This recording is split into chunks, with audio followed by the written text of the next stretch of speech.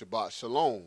Our scripture reading for today is Psalms chapter 18, verses 1 through 3. I will love thee, O Yahweh, my strength. Yahweh is my rock and my fortress and my deliverer. My Elohim, my strength, in whom I will trust. My buckler and the horn of my salvation, and my high tower. I will call upon Yahweh, who is worthy to be praised. So shall I be saved from mine enemies. Shabbat Shalom, family. Our selection today, my El is a rock.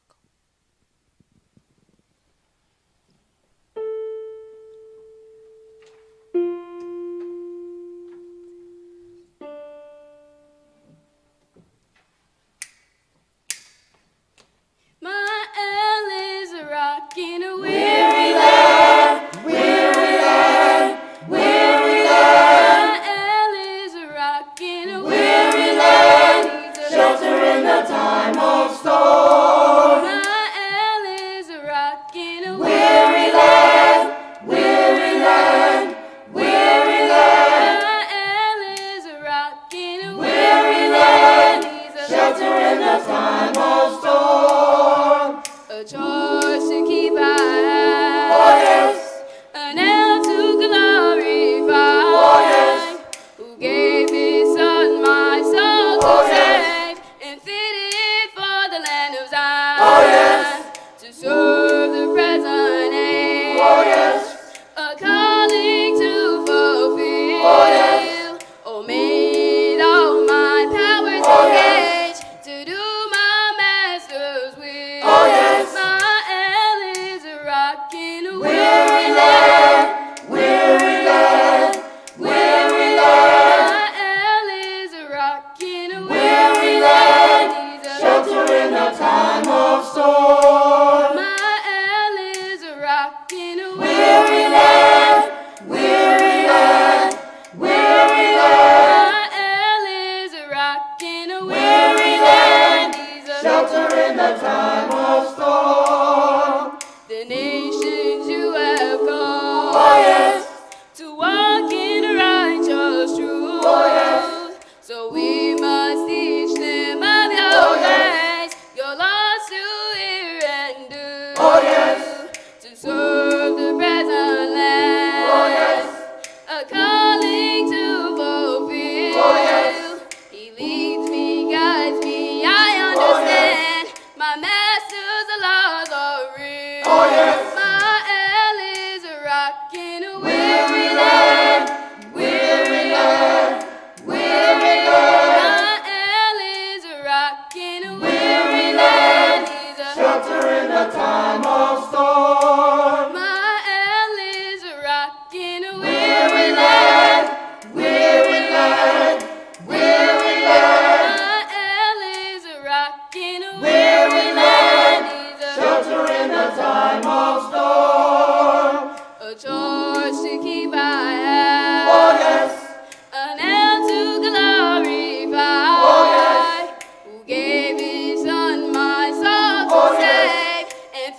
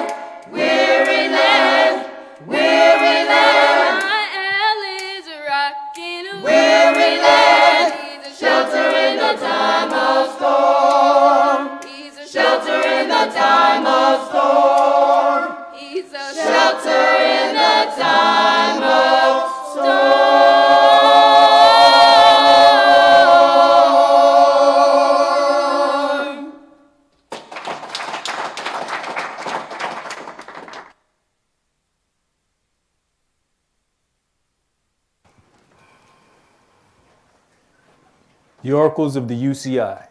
1 Peter chapter 4, verses 7 through 11. But the end of all things is at hand. Be you therefore sober, and watch unto prayer. And above all things have fervent love among yourselves, for love shall cover the multitude of sins. Use hospitality one to another without grudging. As every man has received the gift, even so minister the same one to another as good stewards of the manifold grace of Elohim. If any man speak, let him speak as the oracles of Elohim.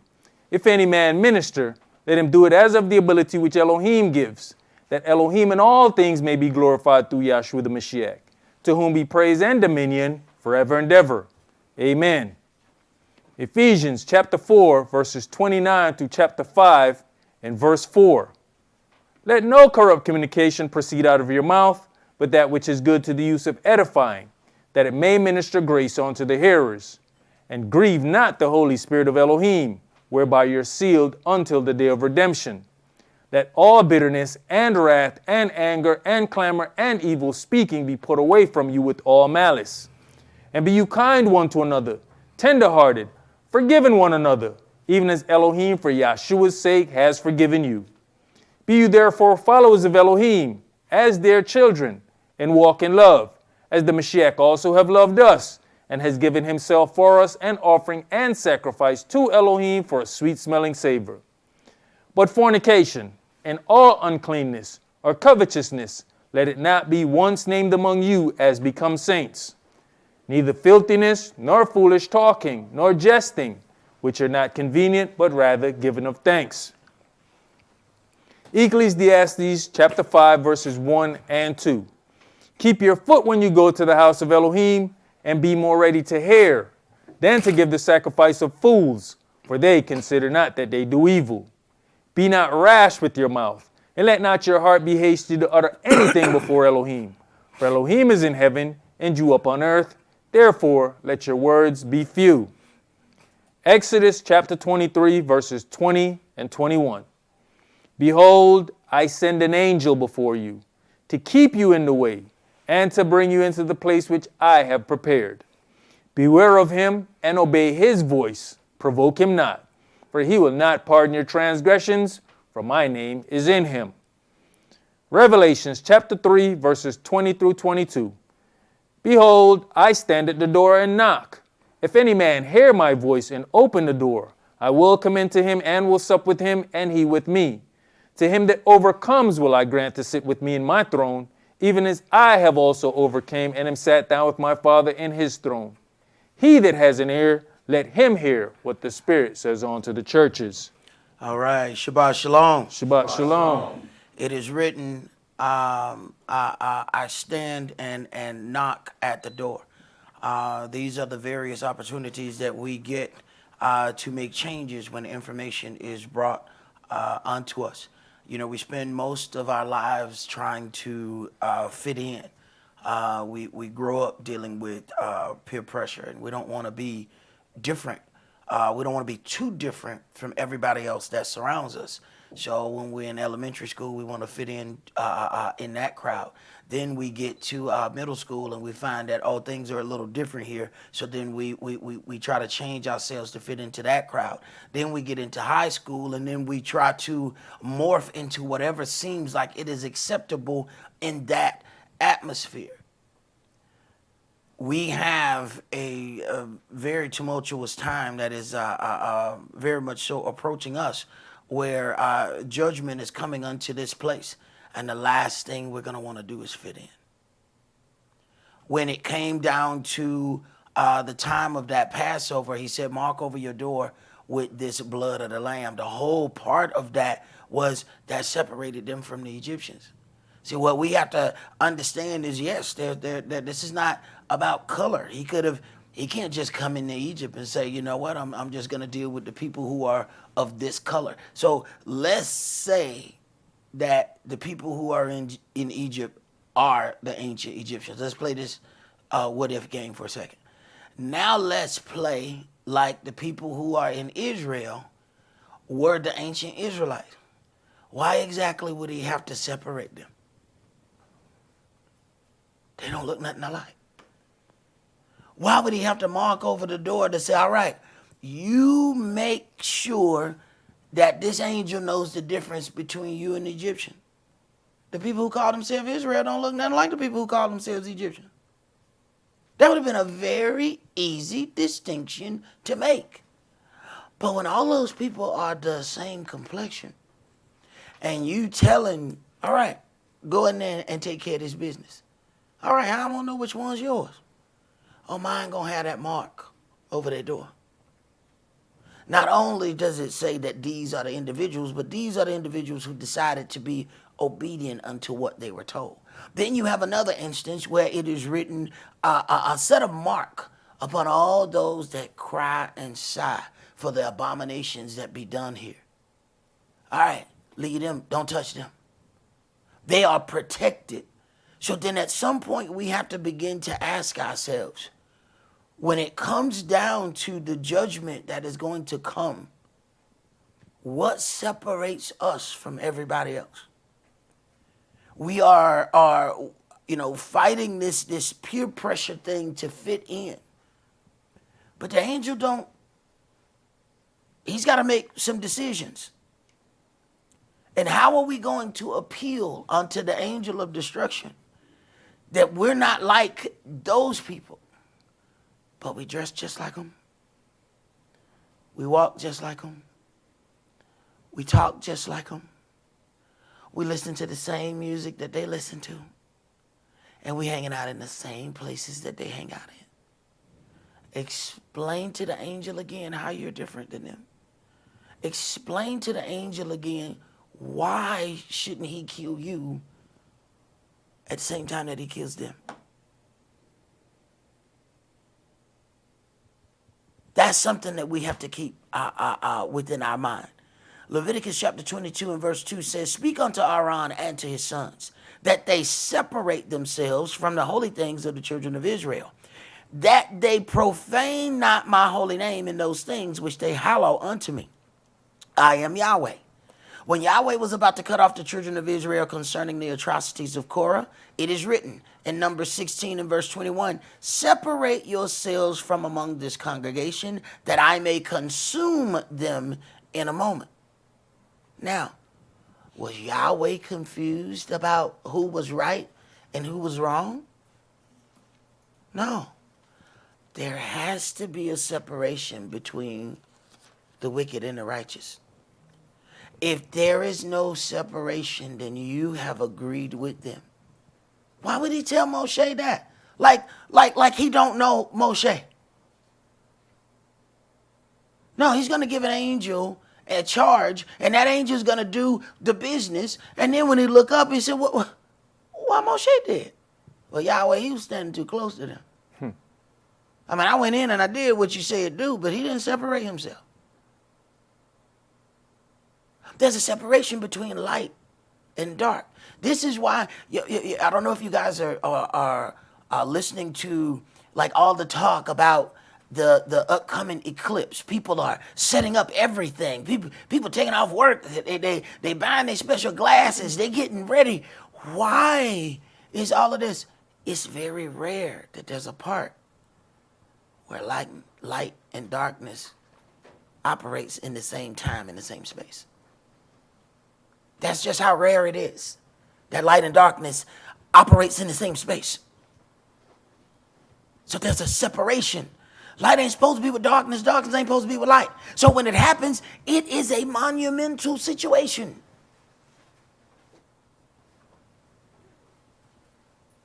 So we have to consider and have ourselves to be prepared in our minds that when this judgment comes about, we are not going to want to be confused for anything else. 2 Corinthians 6 and verse 17 says, "Wherefore come out from among them, and be you separate, says the Adonai, and touch not the unclean thing, and I will receive you." Let's begin today's sermon in 1 Kings chapter 8. And today's sermon is entitled, "Separated unto Holiness." 1 Kings chapter 8, and we're going to begin at verse 22. See, if we really consider how the nations have set up all of their establishments, everything is about erasing all separation. Yahweh separated the nations and confounded the languages. All right? He confounded the languages. He said that there needed to be a separation between people. What did man do? Push all of those people back together. Merge all of those things. Yahweh is the one that separated. He said, man dwell upon the earth together, and look at what they have begun to do.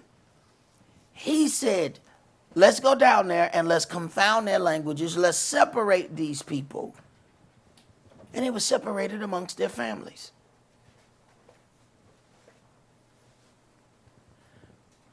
So then you think about, what does the biggest evil want to do? We keep hearing about the one world government, right? Okay, that goes exactly the opposite of what Yahweh ordained. On the back of the dollar, it automatically talks about this one world government. We carry around the seal of the adversary's eventual betrayal. And we try our best to get as many of those signs of betrayal as we can possibly get. We even brag about the signs of betrayal. I got 100 pieces of betrayal in my pocket. It automatically says, and then they have the audacity to play the game with us and then say, in God we trust. In what God? That's the question we didn't ask. Because if you're doing or trying to implement a scheme that goes completely against his order, which God are you talking about? Because it can't be the one who has this order here. It can't be the one that separated the nations. He separated Israel unto holiness. It can't be that one if you're trying to push every last one of them together. And to the point where Israel is pushed to be merged into every other nation. Why? So that Israel can disappear.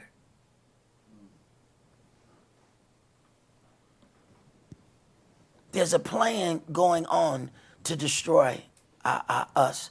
And it is a multifaceted plan. It is not one thing. It is not one person. It is not one entity. It is a system of things.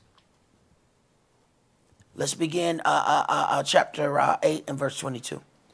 And Shlomo stood before the altar of Yahweh in the presence of all the congregation of Israel, and spread forth his hands toward heaven. All right, so as we start talking about prayers, we've gone through, and I encourage you guys to go back and listen to the last Bible study, because there's a lot of information that was put out there. But when we even deal with this prayer, we find that he spread forth his hands. And when we're talking about asking for something, we have been given the image of prayer like this. But when you read these things, these individuals are opening out their hands as if they're waiting to receive something, and as if they're submitting. You have to think about, that this is two different approaches. One of them still allows you the opportunity to attack. The other one says, I am submitting. Go ahead. Brother, it's just a quick thing, as a lot of people don't know, just the turning of your hand onto an approach of a dog makes a difference. Because if you approach a dog with your hand like this, if that person is training the dog the way I've done a lot of dogs, he thinks you're going to touch the top of his head and you're going to get bit. Like he's talking about the submission, you do like this and let him come to you. It means a whole lot different level of respect for that dog. Verse 23, and he said, Yahweh Elohim of Israel, there's no El like you, in heaven above or on earth beneath, who keepeth covenant and mercy with your servants that walk before you with all their heart. Who has kept with your servant Dawid my father, that you have promised him? You spake also with your mouth, and have fulfilled it with your hand, as it is this day. Therefore now, Yahweh Elohim of Israel, keep with your servant David my father that you have promised him, saying, there shall not fail you a man in my sight to sit on the throne of Israel, so that your children take heed to their way, that they walk before me as you have walked before me. And now, O Elohim of Israel, let your word, I pray you, be verified, which you spaketh unto your servant David my father. But will Elohim indeed dwell on the earth? Behold, the heaven and heaven of heavens cannot contain you. How much less this house that I have built? Right. No house will be built to contain Yahweh. It is a place where his spirit might visit you. Don't think he gonna stay there. See, we go through all of these things of sanctifying ourselves. We go through all of these ways of getting an incense, inviting the angel that stands at the door to come in and sup with us. These are all things to make it a holy convocation there where the angel is able to come amongst us. But don't think that, it's a holy place and it's always holy and all of these things. You have to do some things. And when those things are not present, then his spirit leaves. As he said before, go to the place before where I had my place where I placed my name in Shiloh and see what I did to it. See, they didn't operate like they were supposed to. It was things that was there that should have been taken away. They didn't take them away. I took my name away. Go ahead. Verse 28. Yet have you respect unto the prayer of your servant, and to his supplication, O Yahweh my El, to hearken unto the cry and to the prayer, which your servant prays before you today, that your eyes may be open toward this house night and day, even toward the place of which you have said, my name shall be there. Where his name is where his spirit is. So anybody can get a sign and put Yahweh on the front of the building. That don't mean his spirit there. You need to understand what he's dealing with here. And his spirit doesn't just come there because you put a sign on the wall. Go ahead. That you may hearken unto the prayer which your servant shall make toward this place. And hearken you to the supplication of your servant, and to your people Israel, when they shall pray toward this place. And hear you in heaven your dwelling place, and when you heareth, forgive. So we have two things then. So we have the manner in which the prayer is directed. Those hands are spread forth. They're not together. Like we've been given. And, people say, why is that important? It is important to get the right images before, you go out and do things. At least you don't know this book, but you have a zeal for Elohim. Like it says, my people have a zeal for me, but not according to knowledge, So before I knew anything good, I decided I'm going to get me some praying hands tattooed on my body. Of course, you know which ones I got. It wasn't the ones we were reading about now. I got them Jesus hands. Because those was the images, the only images that I saw. So understand how powerful an image is. And when those wrong ones are put forth, now you putting those images in the heads of those other individuals, and it's hard to come out when you have shown this image to a child over and over and over again. So then we have to work with them and say, all right, we got to gradually pull this image out. I know that this is what you keep seeing in your head.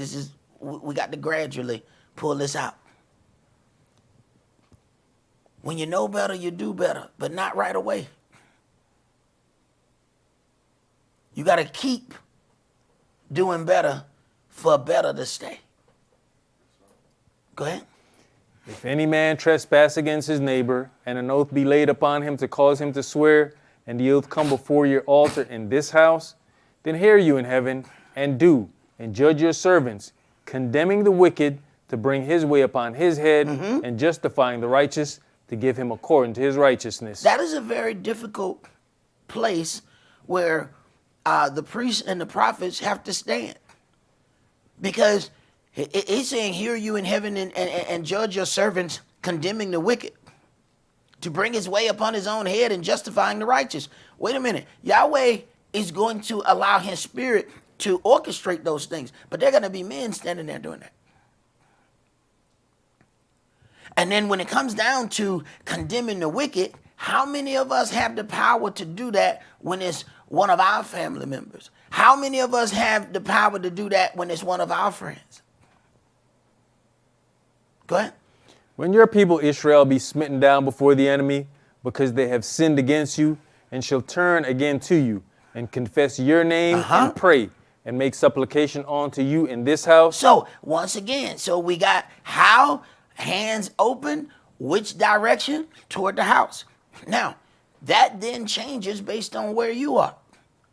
The house could be sitting here. These people praying this way. The people who live over here praying toward that way.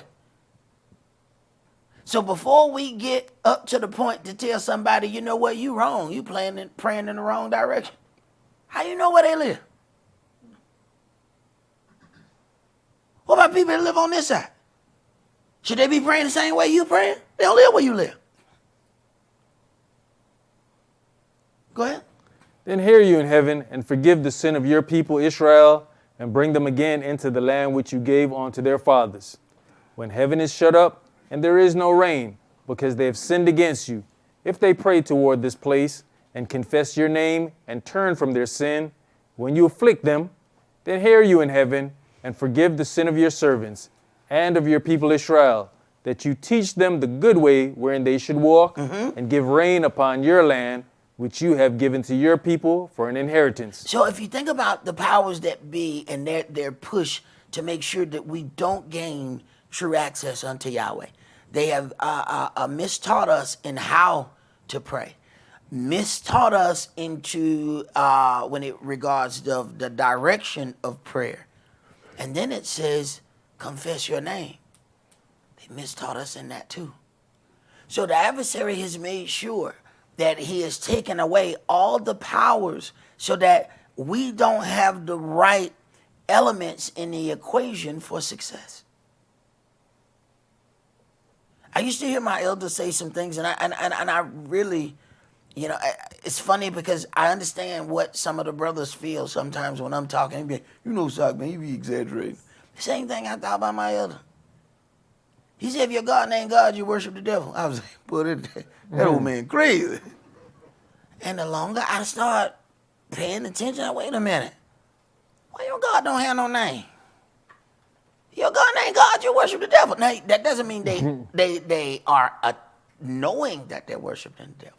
See, the devil, there's certain levels. See, there are those who accidentally worship him. And there are those who on purposely worship him. The ones who on purposely worship him always have more. They know they're worshiping the adversary, the devil. Then there are those who have just been tricked. They were going to worship God. They didn't understand which God it was. Go ahead. Brother, we're always talking about the creepy clouds and how the weather will change, and we know they can manipulate and make rain. You got to wonder if some of that is because they know how Yahweh deals with us. Because in verse 37, it says, when heaven is shut up and there is no rain because they have sinned against you. Now, these people are like, well, man, what they done do now? Right. Our crop's down. We're going to have to figure out a way to manipulate and get our own rain. Because anywhere we at, them curses following us. So that means everybody in the vicinity paying for it too. Right. But, it puts the nations in a very difficult position because where we are, the curses follow. But at the same time, so does the blessing of whoever has us. So at the same time, they like, man, we got to deal with such and such. But boy, look at all the stuff we get when we got them. So they have a catch-22 that's going on. They would be the Laban in this story. Do whatever you got to do to trick Jacob to stay. Let him marry the other daughter. I don't get, but look, pull out your niece. Let him marry her. Do whatever you got to do. Tell him you wanted to show him something in the basement. Now lock the door. Do whatever you got to do to keep Jacob, because as long as you have Jacob, no matter what, things keep working out for you.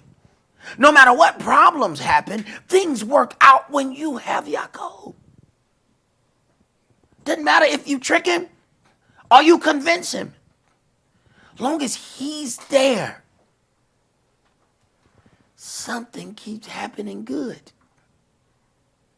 So they're in a strange position, the nations are.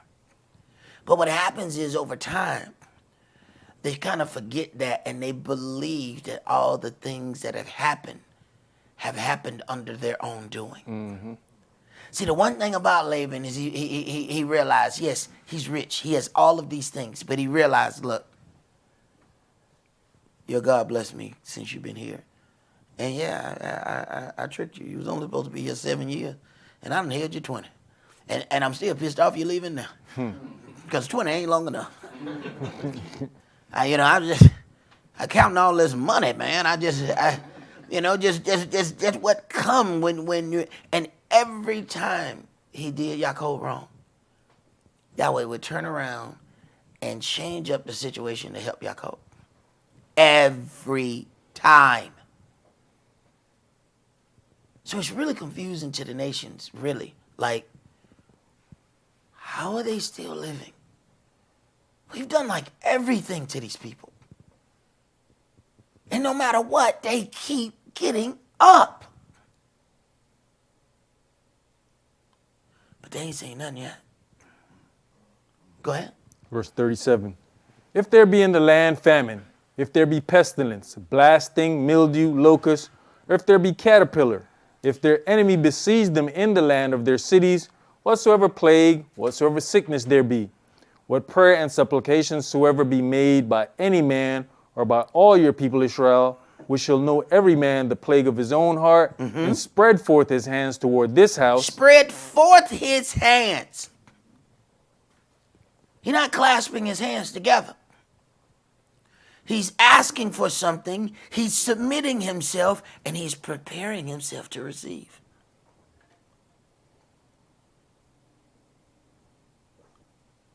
When I would go into a restaurant, and it's clear when I walk in with my family, everything just stopped. Like the food don't even, the waiters, you know what I'm saying? Cause first of all, they were like, okay, is it a field trip? What? There's too many individuals, you know what I'm saying? And they, and so everybody just kind of stopped,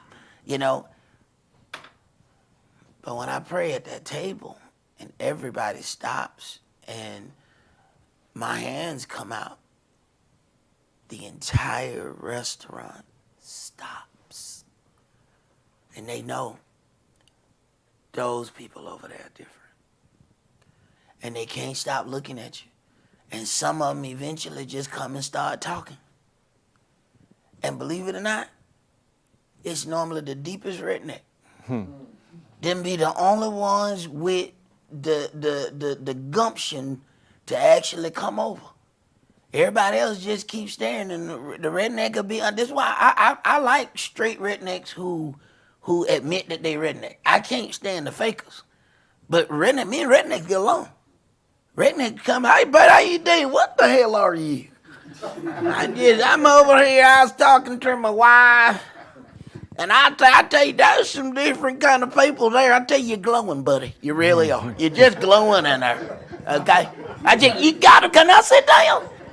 No, you can't sit down. Well, I just want to ask you questions or something. No. But I admire your truthful honesty. But I'm kind of eating right now. You know what I'm saying? I'm kind of eating right now. See, I can't let you change my whole focus of what I'm doing. I'm here with my family, all right? But I do respect your straightforwardness. And if you hear when I get through eating, then I'll have a conversation with you, but I will not stop my meal to have a conversation with you. Go ahead, bro.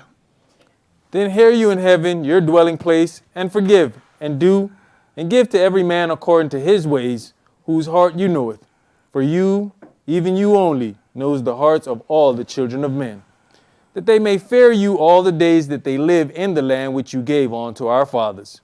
Moreover, concerning a stranger that is not of your people Israel, but comes out of a far country for your name's sake, for they shall hear of your great name, and of your strong hand, and of your stretched out arm, when he shall come and pray toward this house, hear you in heaven your dwelling place, and do according to all that the stranger calls to you for, that all people of the earth may know your name, to fear you, as do your people Israel, and that they may know that this house, which I have built, is called by your name. Now, when we then examine this, we have to ask ourselves some questions. You have people that are saying that they're going to go on pilgrimage unto the Holy Land. Yet you go to the Holy Land and no one says the name. I'm sorry. That doesn't fit anything that's written in here. So you're going to go to the Holy Land, throw your head up against a wall, put prayers in boxes on your head, put prayers and put them in holes in the wall, but you can't say his name. This is part of the whole thing about the house. First of all, people are lying to us, telling us, this is a wall of the temple, and that ain't even the wall of the temple that they slamming their head on. But then you can't even say the name. Part of the whole thing is when they confess your name. Not confess the name. Hashem means the name. He didn't say confess a name. He said confess my name. So how is it that they don't say the name? Because at some point, when you know you ain't them people, straight up, there's a point where you might know you have some haters, right? But you ain't trying to deal with everything that the haters do, because haters don't sleep. They busy. They always got something. But there's that point where you tell a hater, look here, keep my name out your mouth. All right? And maybe Yahweh went by Jerusalem one day. Look here. Now, I'm gonna ignore a lot of stuff here. But I'm gonna tell you one more. Look, don't let me hear my name one more again. You understand what I'm talking about? Keep my name out your mouth. You understand? So from that point on, maybe that's where the Hashem comes from. I don't know. But somewhere, somebody said, keep my name out your mouth. Because everything I read says, keep my name in your mouth. So somewhere, there's a separation. You got to be careful what you separated against. Go ahead. Didn't he say to Laban, don't you say good nor bad to my servant? There it is. I'm telling you, somewhere, somebody got that word. Keep my name out your mouth. Go ahead. If your people go out to battle against their enemy, whithersoever you shall send them, and shall pray unto Yahweh toward the city which you have chosen, and toward the house that I have built for your name, then hear you in heaven their prayer and their supplication, and maintain their cause. If they sin against you, for there is no man that sins not, and you be angry with them, and deliver them to the enemy, so that they carry them away captives unto the land of the enemy, far or near. Yet if they shall bethink themselves in the land whether they were carried captives, and repent, and make supplication unto you in the land of them that carried them captives, saying, we have sinned and have done perversely, we have committed wickedness, and so return unto you with all their heart and with all their soul in the land of their enemies, which led them away captive, and pray unto you toward their land, which you gave unto their fathers, the city which you have chosen, and the house which I have built for your name. Then hear you their prayer and their supplication in heaven, your dwelling place, and maintain their cause. So even when they are cast away from this house, pray toward the land. Even when they go amongst the land of their enemies and their enemies treat them a certain way, and they offer up prayers and supplications toward this land. So then you have to understand that it is not in your enemy's best interest that you understand where your land is, right? So then it would behoove your enemy to say, yeah, I mean, just, you're like an African king or something. So, like, why don't you pray towards Zimbabwe? You see how that might be beneficial? Because now you're getting bits and pieces of the story, but you praying that way. Whatever they can do to keep you from not contacting your Elohim. Part of war is to attack the communications. See, there's a whole lot of communications like, hey, man, we out of supplies down here. Hey, look, I'm being attacked such and such. Can you give me aerial support? Can you give me this? Well, when you shut down the comms.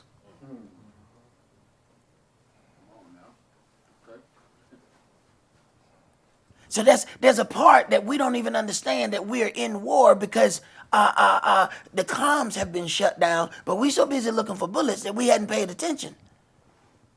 No, shutting down the comms was way more hurtful than shooting you. Shutting down the comms isolates your entire people. That bullet can only hit who it's aimed at. But shutting off everybody from communicating with their Elohim hurts an entire generation, a whole nation. Go ahead. Brother, you're talking about praying in a specific direction. Until coming into this word, I was never told about praying in any specific direction. Right. And the only other people that I know of that does that is the Muslims. Exactly. We never heard of anything. Brother, I never heard of foot washing. And I don't understand because it was just clearly in the New Testament. Mm-hmm. I don't understand why I was going to church on Sunday and nobody ever mentioned anything about foot washing. It's clearly in there. It's clearly a thing that Yahshua is saying, do you even understand what I've done unto you? Why is it that I had never heard of it? Why is it that all the times that I have gone to participate in all of these things, that none of that was shown? Go ahead. But it's funny that comes right behind the picture that they push so much. Right. The Last Supper. Mm-hmm. Right. But that also shows you the power of an image. Because if you show that picture to any person who's going to church more than 2 times, and you say, what's that? They said it's the Last Supper. Mm-hmm. I said, no, that's not. That's Passover. That's a lie. It's not a Last Supper. It's Passover. So millions of Christians have a picture of Passover on their wall, and they've never kept Passover. People can do, whatever they choose, but it is normally a thing that you put stuff on your wall that you deal with. Mm-hmm. Like you don't find a heterosexual man and you go in his house and there's 2 gay people kissing on the wall. You're like, what's that? Oh, it's called tranquility. No, that ain't. No, that's not what they call that. That's not what they call that. That's not what that is. I don't give a damn what you calling that. I'm telling you what that is. That's not tranquil right there. That's not tranquil. But why would a person have that if that's not what they believe in? They wouldn't have that on their wall. So why do all these people have Passover on their wall and they've never kept a Passover? Because they were given another name for it. And they accept Last Supper. But that is clearly not what that is. Go ahead. Verse 50. And forgive your people that have sinned against you, and all their transgressions wherein they have transgressed against you, and give them compassion before them who carried them captive, that they may have compassion on them. For they be your people and your inheritance, which you brought forth out of Egypt from the midst of the furnace of iron, that your eyes may be open unto the supplication of your servant and unto the supplication of your people Israel, to hearken unto them in all that they call for unto you. For you did separate them from among all people of the You earth. did separate them from among all the people of the earth. So what do the nations do? I want to mingle you with all the people of the earth. And we don't even understand that our desire to mingle with all the other nations of the earth is an evil desire. We think it's cool. We think it's feng shui. I want to go here. I want to go there. I want to do this. I want to do that. Right. Little bitty bits and pieces of deception. And you're going to keep picking up bits of their culture until you eventually forget all of your own. See, we don't know how to take in other parts of culture and not let it take over us. We think we do. And each time, that part of the culture keeps overtaking us. Go ahead. To be your inheritance, as you spake by the hand of Moshe your servant, when you brought our fathers out of Egypt, O Adonai. All right, let's go to 2 Kings chapter 20.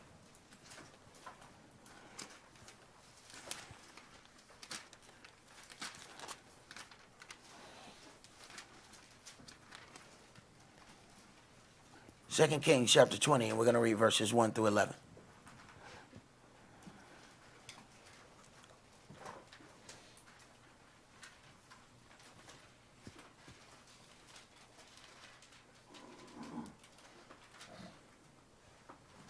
Verse 1. In those days was Hezekiah sick unto death, and the prophet Esaias, the son of Amoz, came to him and said unto him, Thus says Yahweh, set your house in order, for you shall die and not live. You know, there's some deep communication right here. Yeah, he already sick. He's sick. He's very sick. And then the prophet show up and say, Yahweh said you're going to die. Go ahead and get your house in order. Now, none of this means anything to you. You ain't been in the hospital. You ain't, been on no ventilator. You ain't had a feeding tube.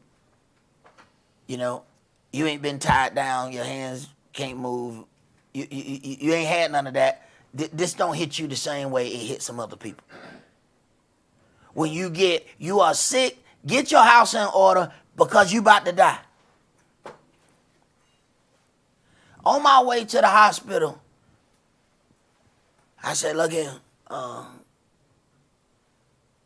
here go some accounts on some codes, right?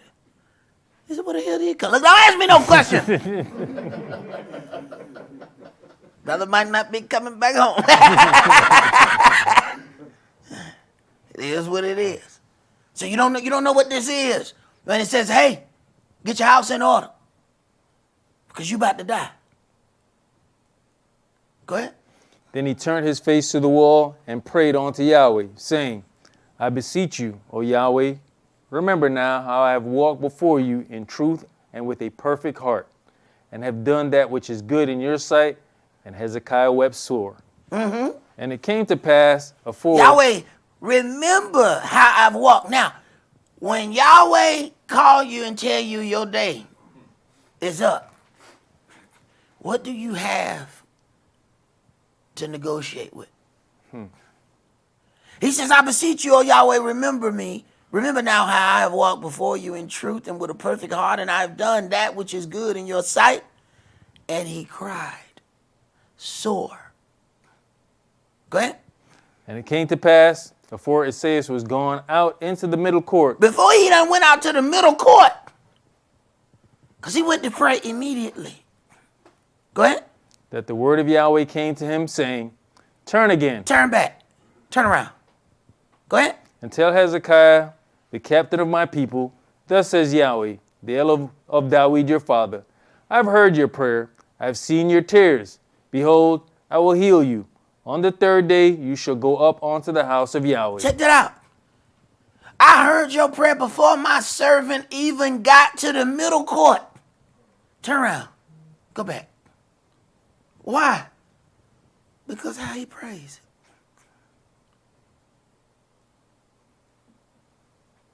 He called to my remembrance some things. He made me look at his work chart. Go ahead. You know, that simple change there, how many people can actually accept that? You just told this man, Yahweh said, get your house in order, you gonna die. You walk out, Yahweh said, nah, turn around. Turn around. Hell, nah, man, this can't be real, bro. Right. I'm confused. Oh, yeah. What you plan to do? You gonna kill this man or not? Hey, brother, we have a hard time if our wife tell us to go to the garage to get the chicken, and then you come back, you know what, go get the peas, too. What? Get them. Right. Don't just put it right here. Don't put it right here. Just take it and put that same thing in 3-bedroom and 2.5 bath. All right? Go ahead. And I'll add on to your days 15 years, and I'll deliver you and this city out of the hand of the king of Assyria, and I'll defend this city for mine own sake and for my servant David's sake. And Isaiah said, take a lump of figs, and they took and laid it on the boil, and he recovered. Wait a minute. Why he didn't just put down no Yahweh magic? And he just speak healing unto him. Why didn't he do it like they do it like Benny Hinn them do on TV? They come, they put the hands on them, and they say Ham Shalahun Honda Kawasaki Mazda. You know what I'm saying? Why they didn't do that? Why he didn't grab the head and holler out a bunch of foreign car names and then heal him like that? He turned around and said, take some figs, what it was, and lay it on the boil. Come on now. Wait a minute, I ain't never seen Benny Hinn take no figs and put on nothing. They put the hands on the people and the people pass out. They put their hands on the people jump up and they start racing. Folk couldn't walk, now they jumping hurdles. Wait a minute. Why we don't read that same thing in the book?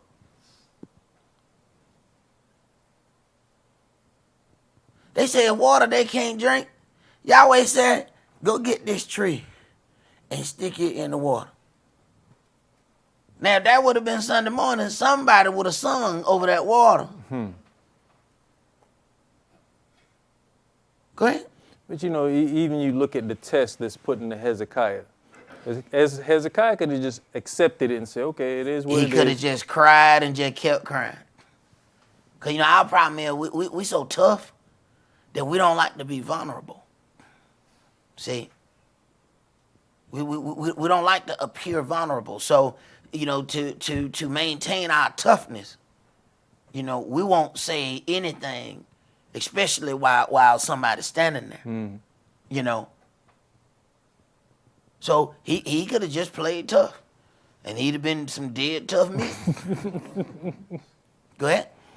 And Hezekiah said unto Isaiah, what shall be the sign that Yahweh will heal me, and that I shall go up into the house of Yahweh the third day? Now, some other people asked that question, and it didn't turn out good for them. So I from studying this book, there's certain things that I know I'm going to do, and there's certain things that I know I'm not going to do. This is not a question that I'm going to ask. If an angel comes to me and says, Priest, I have declared by the name of Yahweh, you're going to do such and such. All right, then, let's do it then. Let's do it. Because one question I ain't going to ask, show me whereby it shall happen. I ain't asking that question. The people who that doesn't happen to, hey, it didn't turn out good. Hezekiah's a very, very, very, very blessed man for asking that question. Because at the end of the day, you're doubting your Elohim. It says, if any man pray and ask Elohim something, let him ask nothing doubting. For that man ain't going to receive anything from Yahweh because he already asked with doubt in his heart. So show me whereby, how shall I know that I shall receive it? It's doubt in your heart. He lucky that he could finish his sentence. Remember what Yahshua said. Do you believe that I can do this? Why he asked that?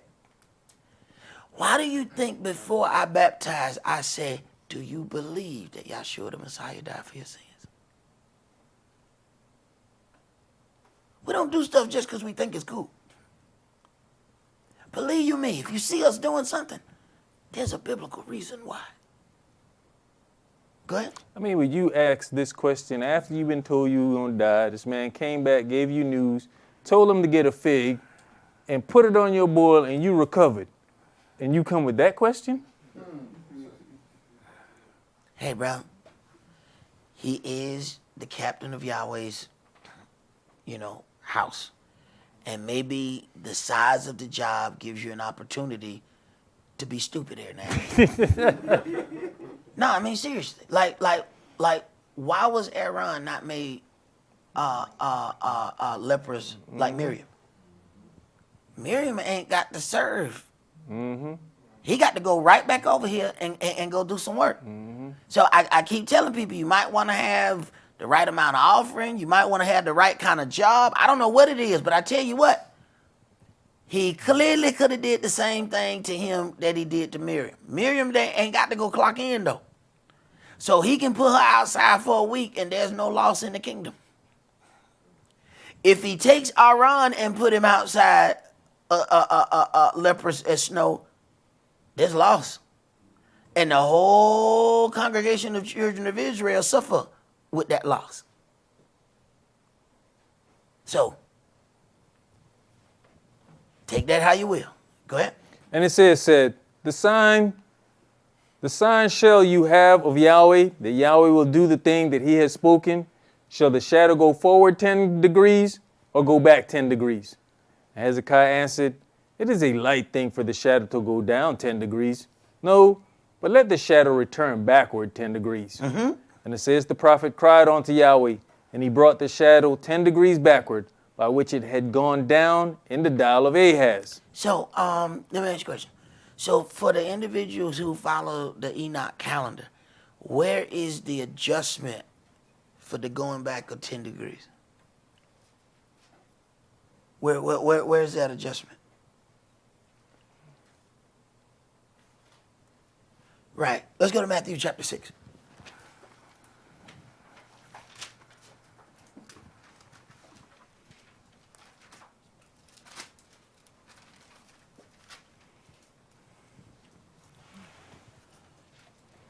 Matthew chapter 6, and we're going to read verses 1 through 15.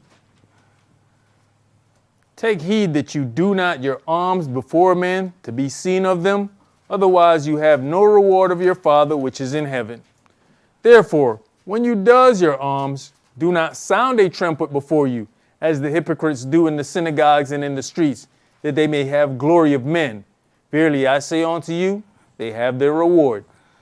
But when you does alms, let not your left hand know what your right hand does, that your alms may be in secret, and your Father which sees in secret himself shall reward you openly. Now, this is a very strange area that you get put in, especially being over a house. Because when it says, let not your left hand know what your right hand does. When you get to be in charge of a house, that becomes different. And let me tell you why. Because there may be individuals who come forward for help. But then at some point you realize that without conversation, you've gotten some scammers.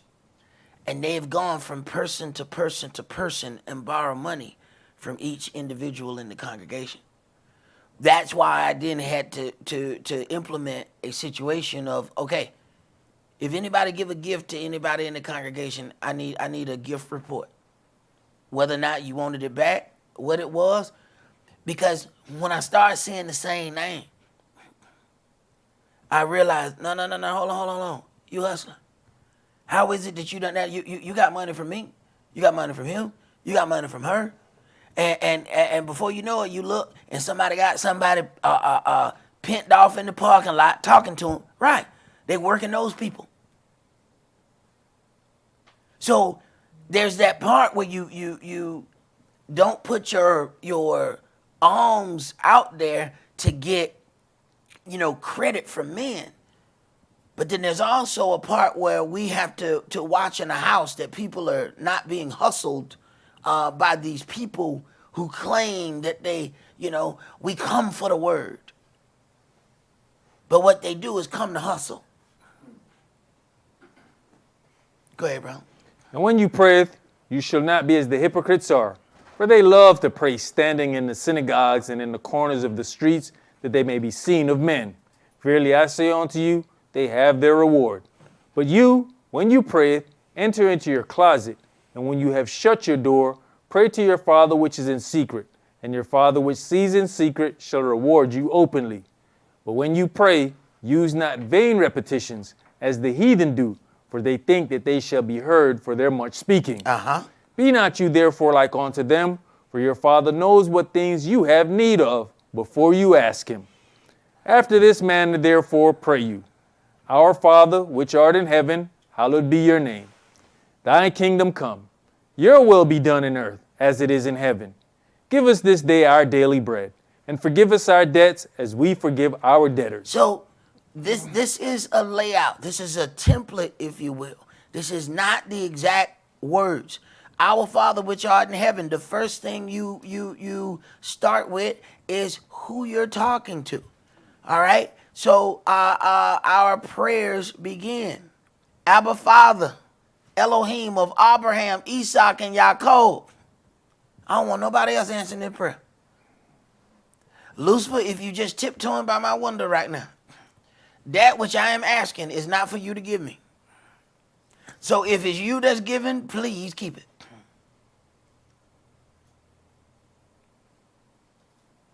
Forgive us our debts as we forgive our debtors. Wait a minute. We have to be in a point. We are sometimes at a point where we want to be forgiven for everything, but we can't forgive nobody else for nothing. Well, you've already limited your interaction with your Elohim. And he has a strange way of presenting that thing that you've done to somebody. He has a strange way of presenting it right back to you. And you'll be looking at it for a month straight, 30 days straight, and you still ain't figured out, oh, that's me. Then all of a sudden, 2 o'clock on a Tuesday, he lets you get it. Boom. Wait a minute. What? Is that like what I did? Whoa. Right? Now remember how you declared and you wanted to be forgiven, and look at what you've done to this individual for 31 days straight. See, this is more than just a prayer. These are concepts here. Go ahead. And lead us not into temptation, but deliver us from evil.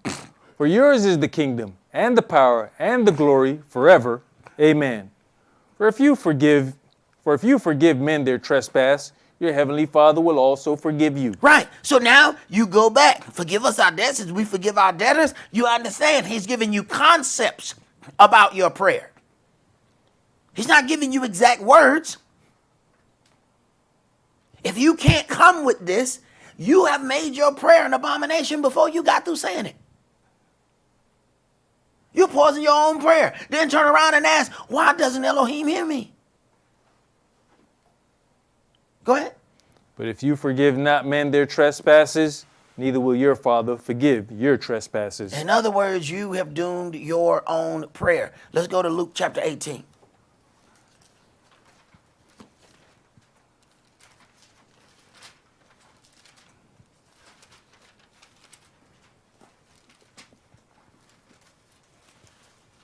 And as I said before, it is not in your enemy's best interest that you understand how to communicate with your Elohim. That is not in their best interest at all. Luke chapter 18, and we're going to read verses 9 through 14. And he spake this parable unto certain which trusted in themselves that they were righteous, and despised others. 2 men went up into the temple to pray, the one a Pharisee and the other a publican. It says that they were righteous and despised others. They trusted in themselves that they are just better. Everything that they have is just better.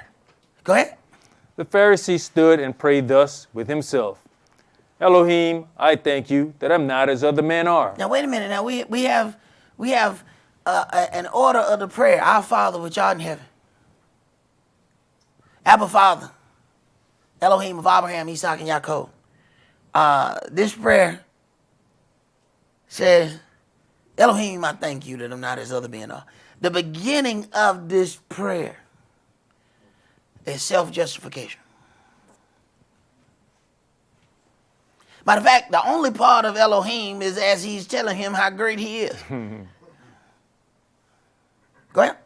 Extortioners, unjust, adulterers, or even as this publican. I fast twice in the week. I give tithes of all that I possess.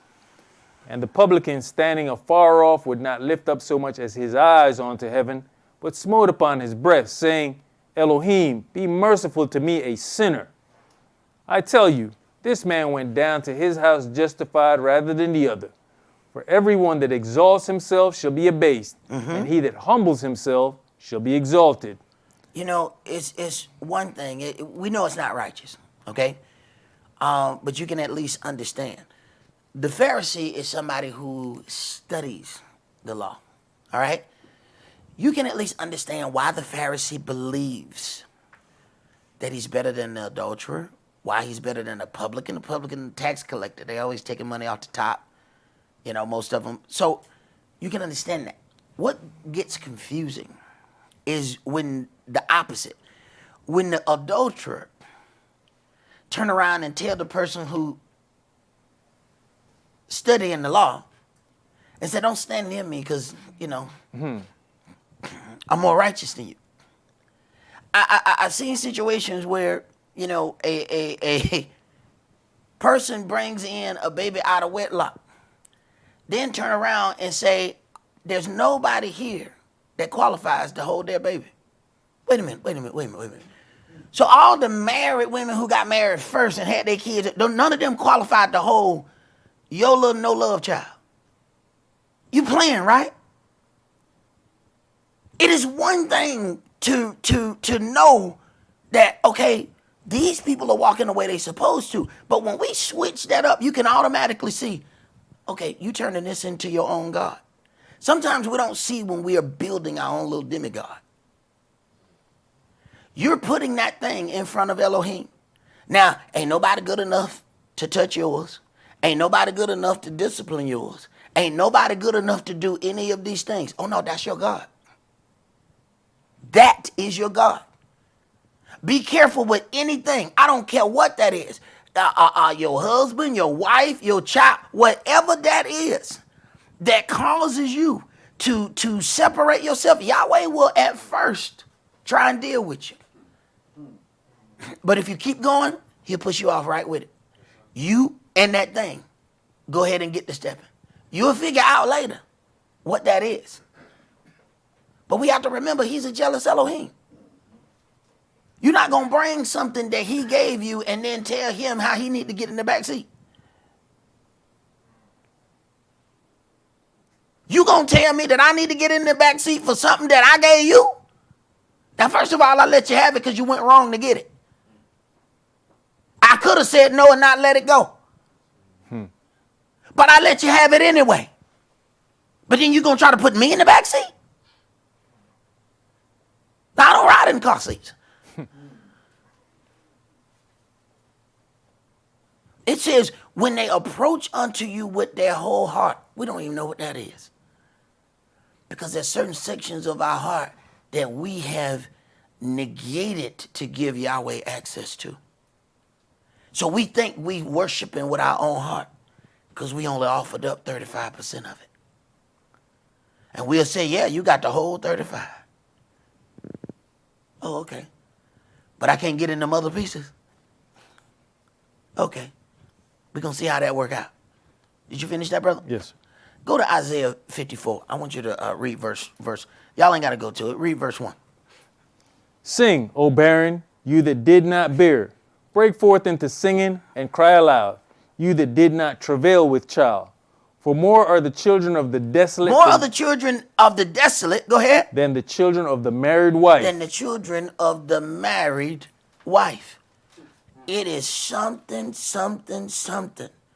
when we can't see what is right before our eyes and what it really takes to be separated unto holiness. Because part of our things is we don't like separating when it comes down to things that we like. Let's go to Luke chapter 11, because I want us to read something here. It's one thing that my elder always said. People leave, but spirits don't.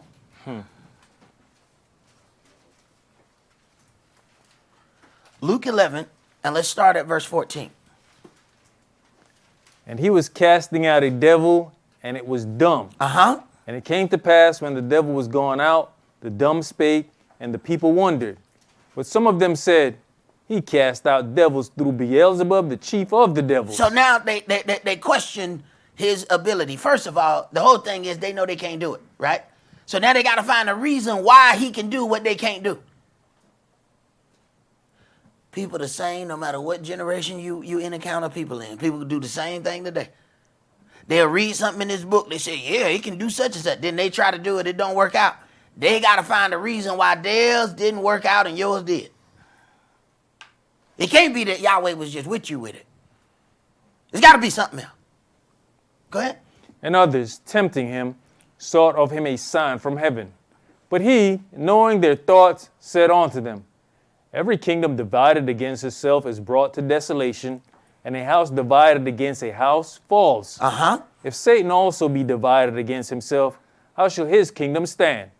Because you say that I cast out devils through Beelzebub. Mm-hmm. And if I by Beelzebub cast out devils, by whom do your sons cast them out? Therefore shall they be your judges. Uh-huh. But if I, with the finger of Elohim, cast out devils, no doubt the kingdom of Elohim is come upon you. When a strong man armed keeps his palace, his goods are in peace.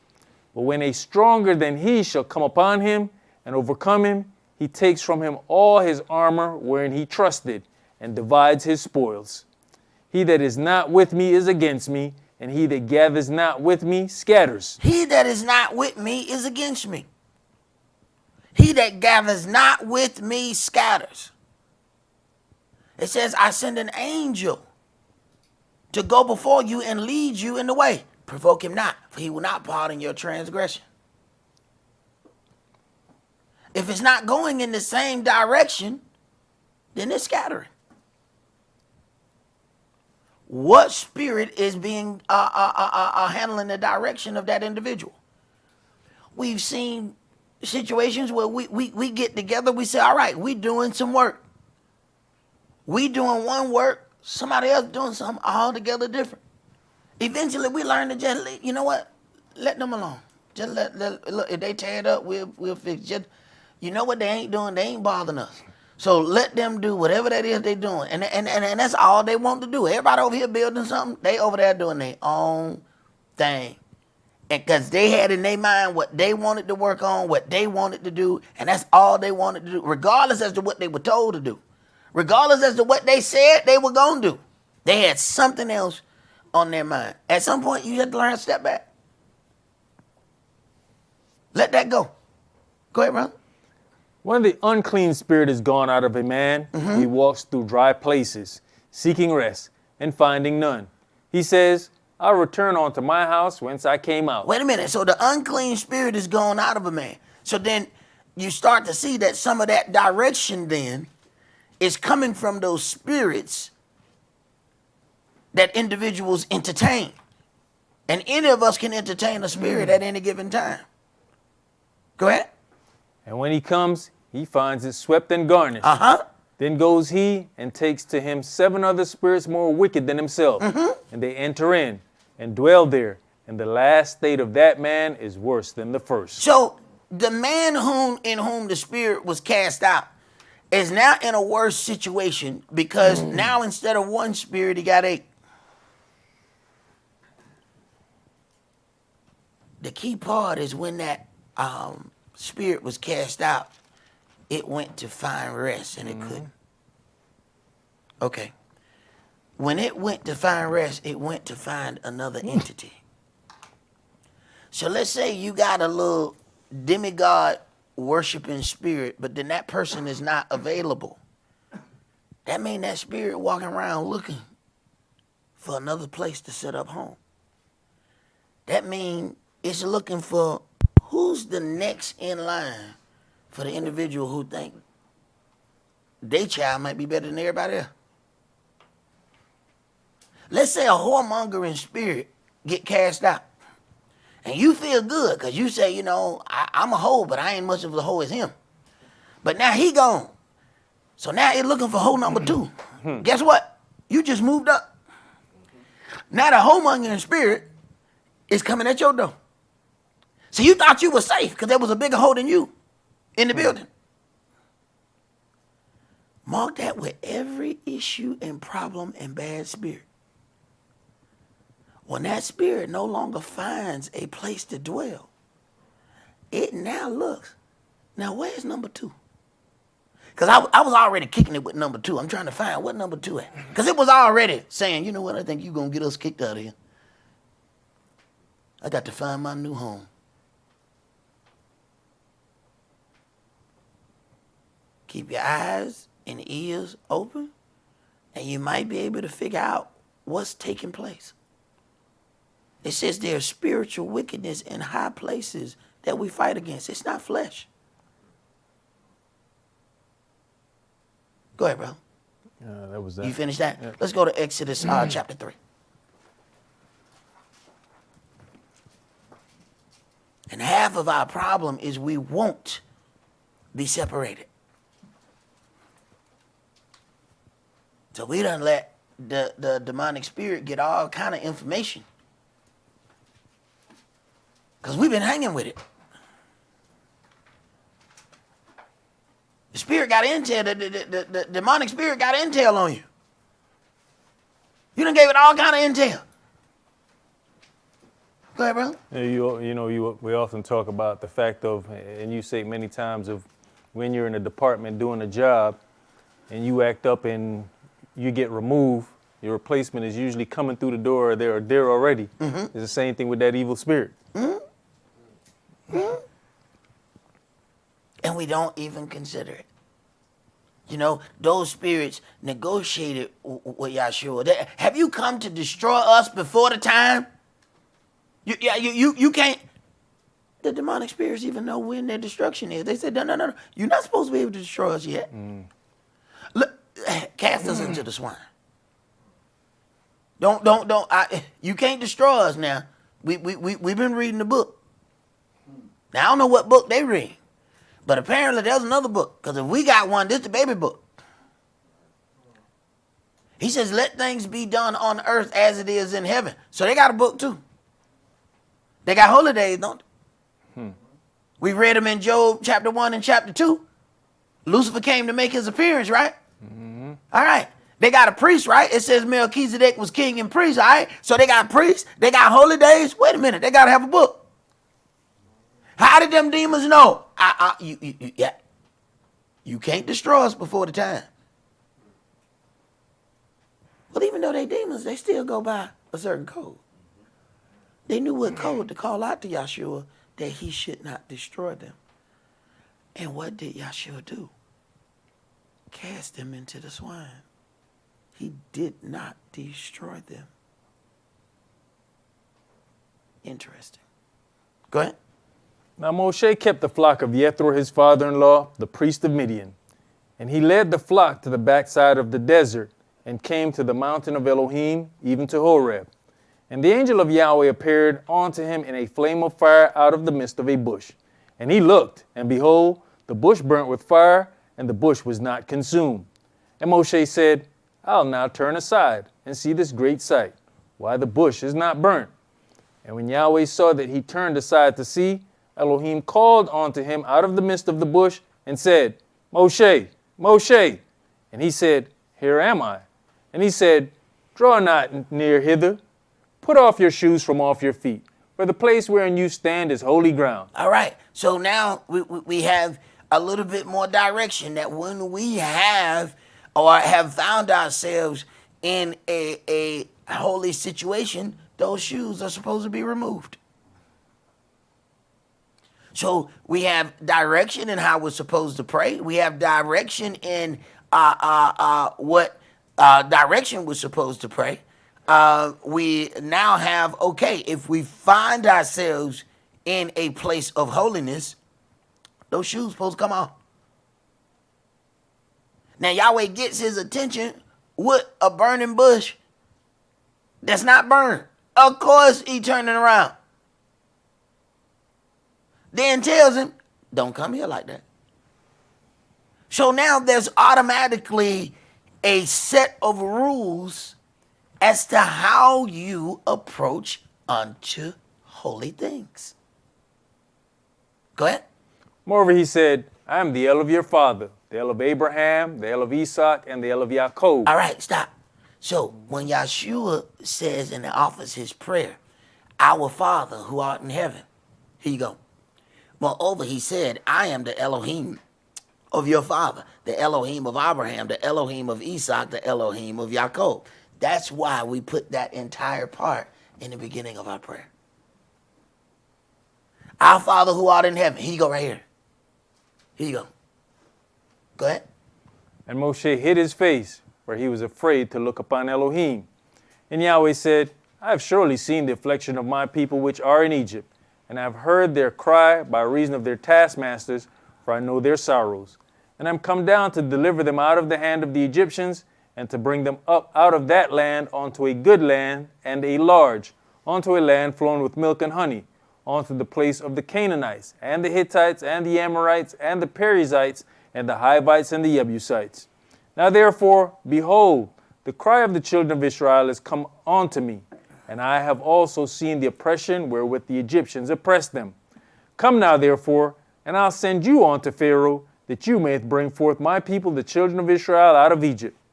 And Moshe said unto Elohim, Who am I, that I should go unto Pharaoh, and that I should bring forth the children of Israel out of Egypt? And he said, Certainly I will be with you, and this shall be a token unto you that I have sent you. When you have brought forth the people out of Egypt, you shall serve Elohim upon this mountain. And Moshe said unto Elohim, Behold, when I come unto the children of Israel, and shall say unto them, The El of your fathers has sent me unto you, and they shall say to me, What is his name? What shall I say unto them? And Elohim said unto Moshe, Yahweh. And he said, Thus shall you say unto the children of Israel, Yah has sent me unto you. Yah has sent me unto you. And he knew enough to ask them, okay, when I say unto them that you have come unto me, you know, what shall I say unto him? And they said, what is his name? How I'm going to tell them I had a conversation with somebody I don't know their name? Now I understand when my elder said, if your God named God, you worship the devil. How you had a conversation with somebody, you see how this went? When he says, you know, when they asked me, what is his name? So when we heard on Sunday morning and they said, you know, I talked to God last night, the first thing we should have asked was, excuse me, Pastor, what's his name? How did we fall for they talked to God, but it was still God? He automatically prepared himself for what I'm going to do when they ask me, what's your name? I can't tell these people I had a conversation, you know. Imagine saying, yeah, I had a conversation with a man. What's his name? Man. You had a conversation with a man named Man? So you had a conversation with Man. Boy, get out of here. Go ahead, Bree. That was it. Read the next note right there. Ecclesiastes chapter 5 and verse 1 states, Keep your foot when you go to the house of Elohim, and be more ready to hear than to give the sacrifice of fools, for they consider not that they do evil. So then when we read that, we have to then understand that that was really a play on words. If you have to take off your shoe when in a holy situation, and then he says, keep your foot when you go into the house of Elohim, he's dealing with two things right there. Watch your mouth and make sure your shoes off your feet. He's dealing with two things right there. There's a little bit more, because understand when you get into Ecclesiastes, you get into Proverbs, you get into Psalms, you're dealing with poetically given things here. So there's a little bit more going on right there when he says keep your foot when you go to the house of Elohim. He ain't just talking about watch what you say. Even the physical part of what we were given to remove your shoes when you're in a holy setting. Go ahead, bro. You know, there's a strange thing. You know, you talk to people and be, well, y'all take y'all shoes off when you go to church. I can't come down. I ain't taking my shoes off. Now, much respect the persons, and you doing it the wrong way. You'll show up at somebody's house, and you'll take your shoes off before you go in them people's house. Mm-hmm. But you won't come to the creator of all things, to his house, and take your shoes off? Mm-hmm. Man, you backwards. Right. And let me tell you something. There's certain ethnicities that all of their, they have shoe racks right at the door. You don't pass that door without removing your shoes. You remove your shoes right there at that door. There's certain cultures that it just does not happen. They do not wear shoes in the house whatsoever. See, it's strange to us because we learn from some other people. And we've gotten those things in our mind, so then we automatically fight against when we hear something else. Let's go to Joshua chapter 5.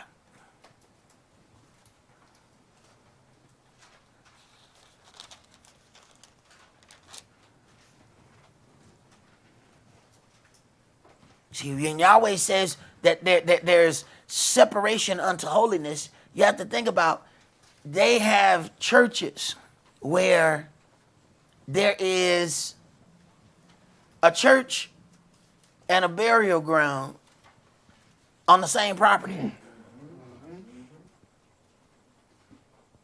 Absolute no-no. Absolute no-no. Then, because the worship is set up to deal with things in an unrighteous manner, they have funerals on Yahweh's holy Sabbath. Then bring the dead body and sit it right under the altar. There's supposed to be a separation. Joshua chapter 5, let's read verses 13 through 15. And it came to pass, when Yahshua was by Jericho, that he lifted up his eyes and looked.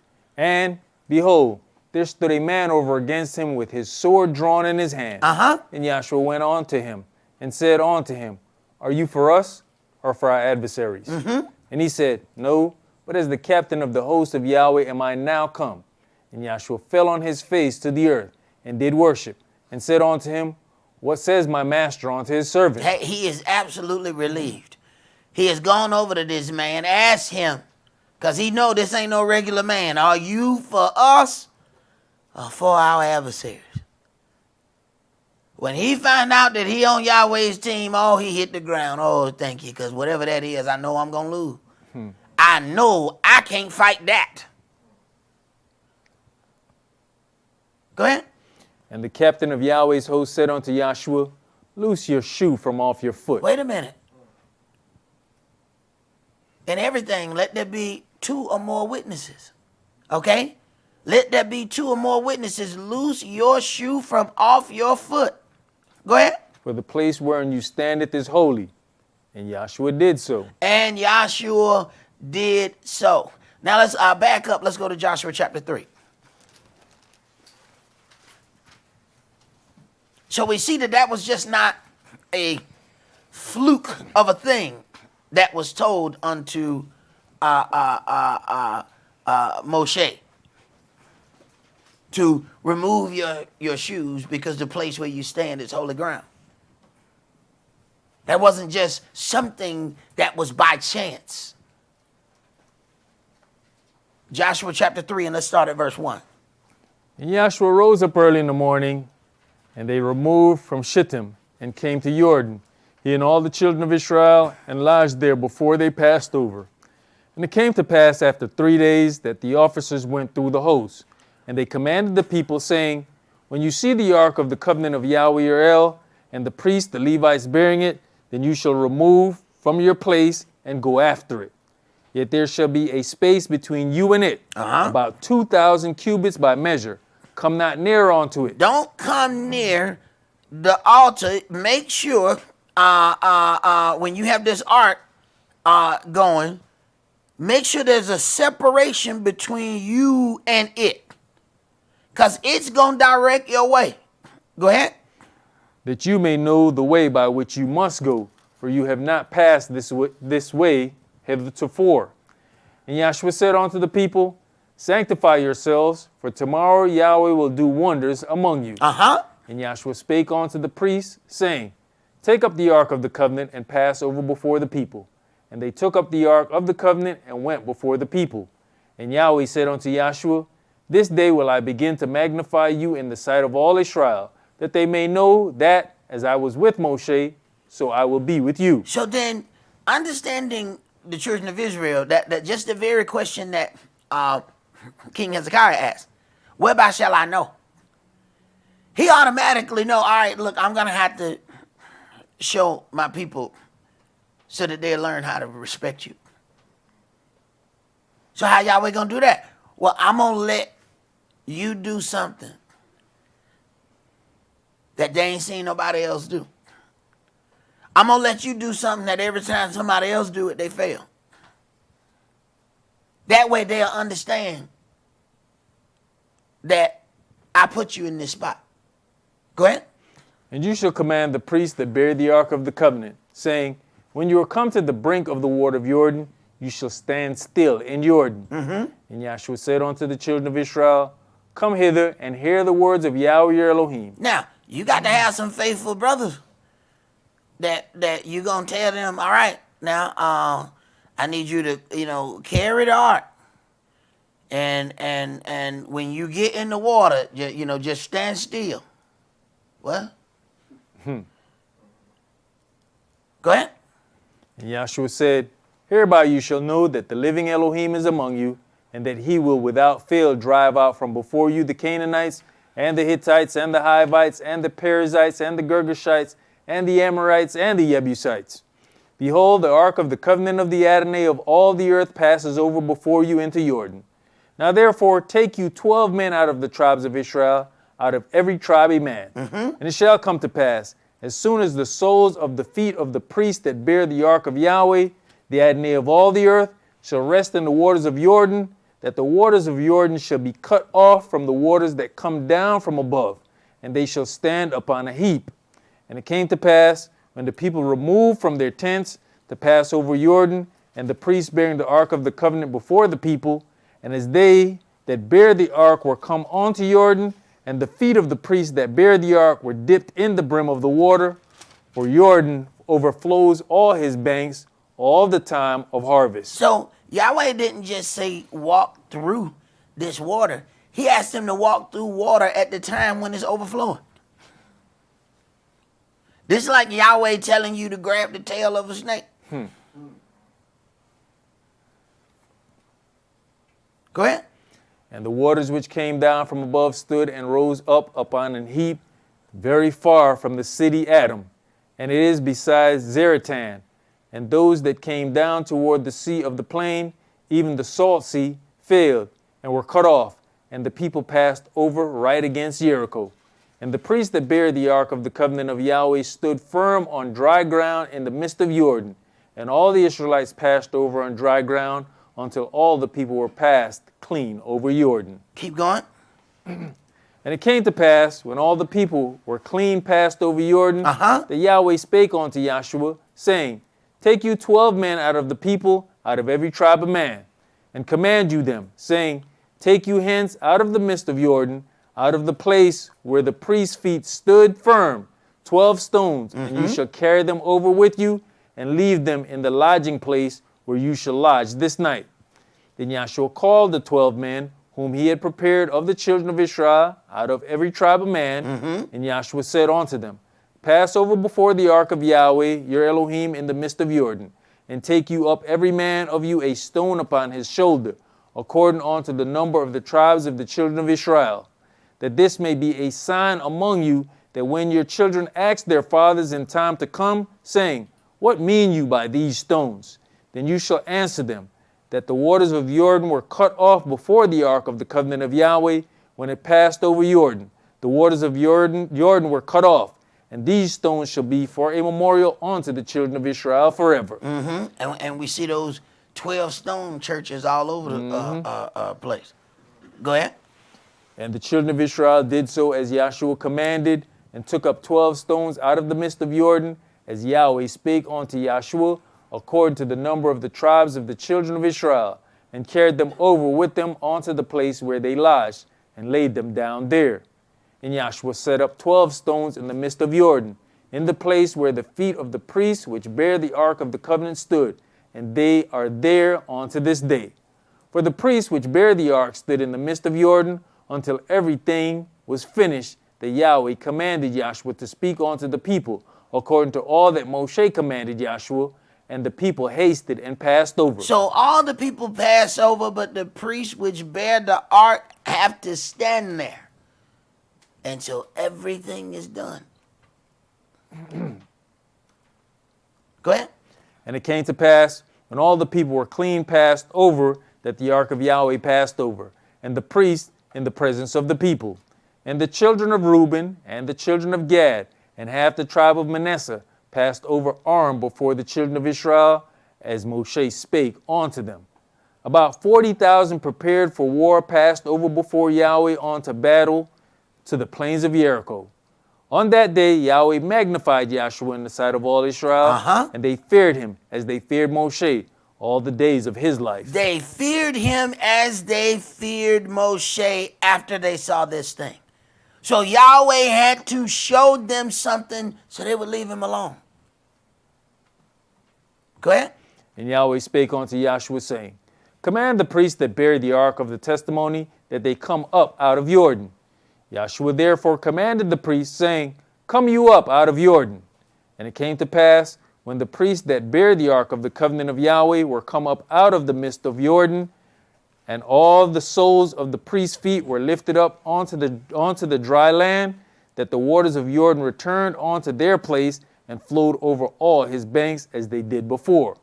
And the people came up out of Jordan on the 10th day of the first month, and encamped in Gilgal in the east border of Jericho. And the people came up out of Jordan on the 10th day of the first month.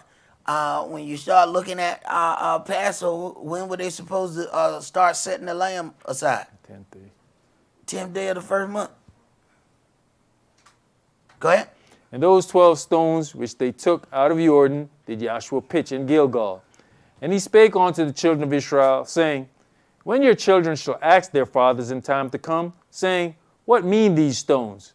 Then you shall let your children know, saying, Israel came over this Jordan on dry land. For Yahweh your Elohim dried up the waters of Jordan from before you, until you were passed over, as Yahweh your Elohim did to the Red Sea, which he dried up from before us, until we were gone over. That all the people of the earth might know the hand of Yahweh, that it is mighty, that you might fear Yahweh your Elohim forever. All right, let's go to Exodus chapter 19.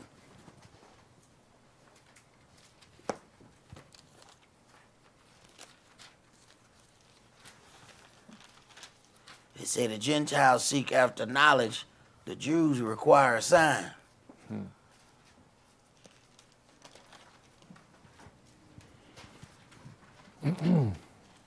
Now, this was a different generation of people. This wasn't the same individuals that constantly tested Moshe, but it was their offspring. Exodus chapter 19, and let's start at verse 9. And Yahweh said unto Moshe, Lo, I come unto you in a thick cloud, that the people may hear when I speak with you, and believe you forever. And Moshe told the words of the people unto Yahweh. And Yahweh said unto Moshe, Go unto the people, and sanctify them today and tomorrow, and let them wash their clothes. Verse 9, and Yahweh said unto Moshe, Lo, I come unto you in a thick cloud, that the people may hear when I speak with you, and believe you. He's giving a sign for the people. This is not for him and Moshe's relationship. This is because that there are doubters, no matter what he is able to do, no matter what he is able to show them, they are constantly going to doubt him. Yahweh is doing this for his benefit in dealing with these people, so that they will have some understanding about our relationship. Go ahead.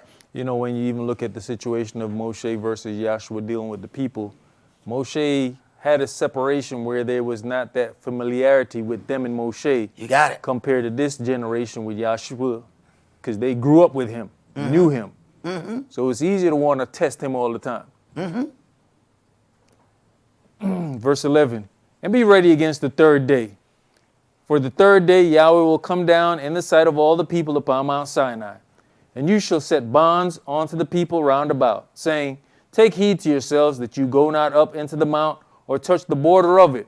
Whosoever touches the mount shall be surely put to death. Whoever touches the mount, if Yahweh's spirit descends upon it, then that is him sitting on that mountain. You can't touch that seat. You have to separate yourself. This is what sanctifying yourself against the third day. You got to be sanctified just to come near it. You still can't touch it. You have to be separated unto holiness just to get close enough to see it. Go ahead. There shall not a hand touch it, but he shall surely be stoned or shot through, whether it be beast or man. It shall not live. When the trumpet sounds long, they shall come up to the mount. And Moshe went down from the mount unto the people, and sanctified the people, and they washed their clothes. And he said unto the people, be ready against the third day. Come not at your wives. So the very reason when we get ready to make our appearance, then these are the things that we are going by to sanctify ourselves against the third day. I remember reading this, and an elder told me, no, don't mention that to the people. Interesting. Go ahead. And it came to pass on the third day in the morning that there were thunders and lightnings and a thick cloud upon the mount, and the voice of the trumpet exceeding loud, so that all the people that was in the camp trembled. And Moshe brought forth the people out of the camp to meet with Elohim, and they stood at the nether part of the mount. And Mount Sinai was altogether on a smoke, because Yahweh descended upon it in fire, and the smoke thereof ascended as the smoke of a furnace, and the whole mountain quaked greatly. And when the voice of the trumpet sounded long, and waxed louder and louder, Moshe spake, and Elohim answered him by a voice. And when the voice of the trumpet sounded long. So even when we deal with the horn that we use, when we use the right one, it mimics the sound of Yahweh's voice. Go ahead. And Yahweh came down upon Mount Sinai on the top of the mount, and Yahweh called Moshe up to the top of the mount, and Moshe went up. And Yahweh said unto Moshe, go down, charge the people, lest they break through unto Yahweh to gaze, and many of them perish. Because at that point, they're going to get too close to the holy thing, and there must be a separation. See, only certain individuals who have gone through certain rituals, that have gone through certain anointing, they have certain clothes, they are the only ones who can get close to it. Anybody else get close to it, they're going to have some problem. So there's even levels of approaching unto holy things. Go ahead. And let the priests also, which come near to Yahweh, sanctify themselves, lest Yahweh break forth upon them. Right. He's still going. So you got the people, then you got the priests. Let them sanctify themselves. Understand something. And at the same time, Moshe standing there when Yahweh come all the time. Not only is Moshe there, but so is Joshua. So you got an old man and a young man there. The young man ministering unto the old man. But one thing that's happening, he's there every time the Spirit show up. That's training you can't just get out of a book. Go ahead. And Moshe said unto Yahweh, the people cannot come up to Mount Sinai, for you charged us, saying, set bonds about the mount and sanctify it. And Yahweh said unto him, away, get you down, and you shall come up, you and Aaron with you. But let not the priests and the people break through to come up unto Yahweh, lest he break forth upon them. All right, so now order. All right, Yahweh said, away, get you down. You shall come up, you and Aaron with you. All right, don't bring the other people. Make sure they maintain that separation. I'm telling you, they're not going to make it. Go ahead. So Moshe went down unto the people and spake unto them. All right. Let's go to Leviticus chapter 10.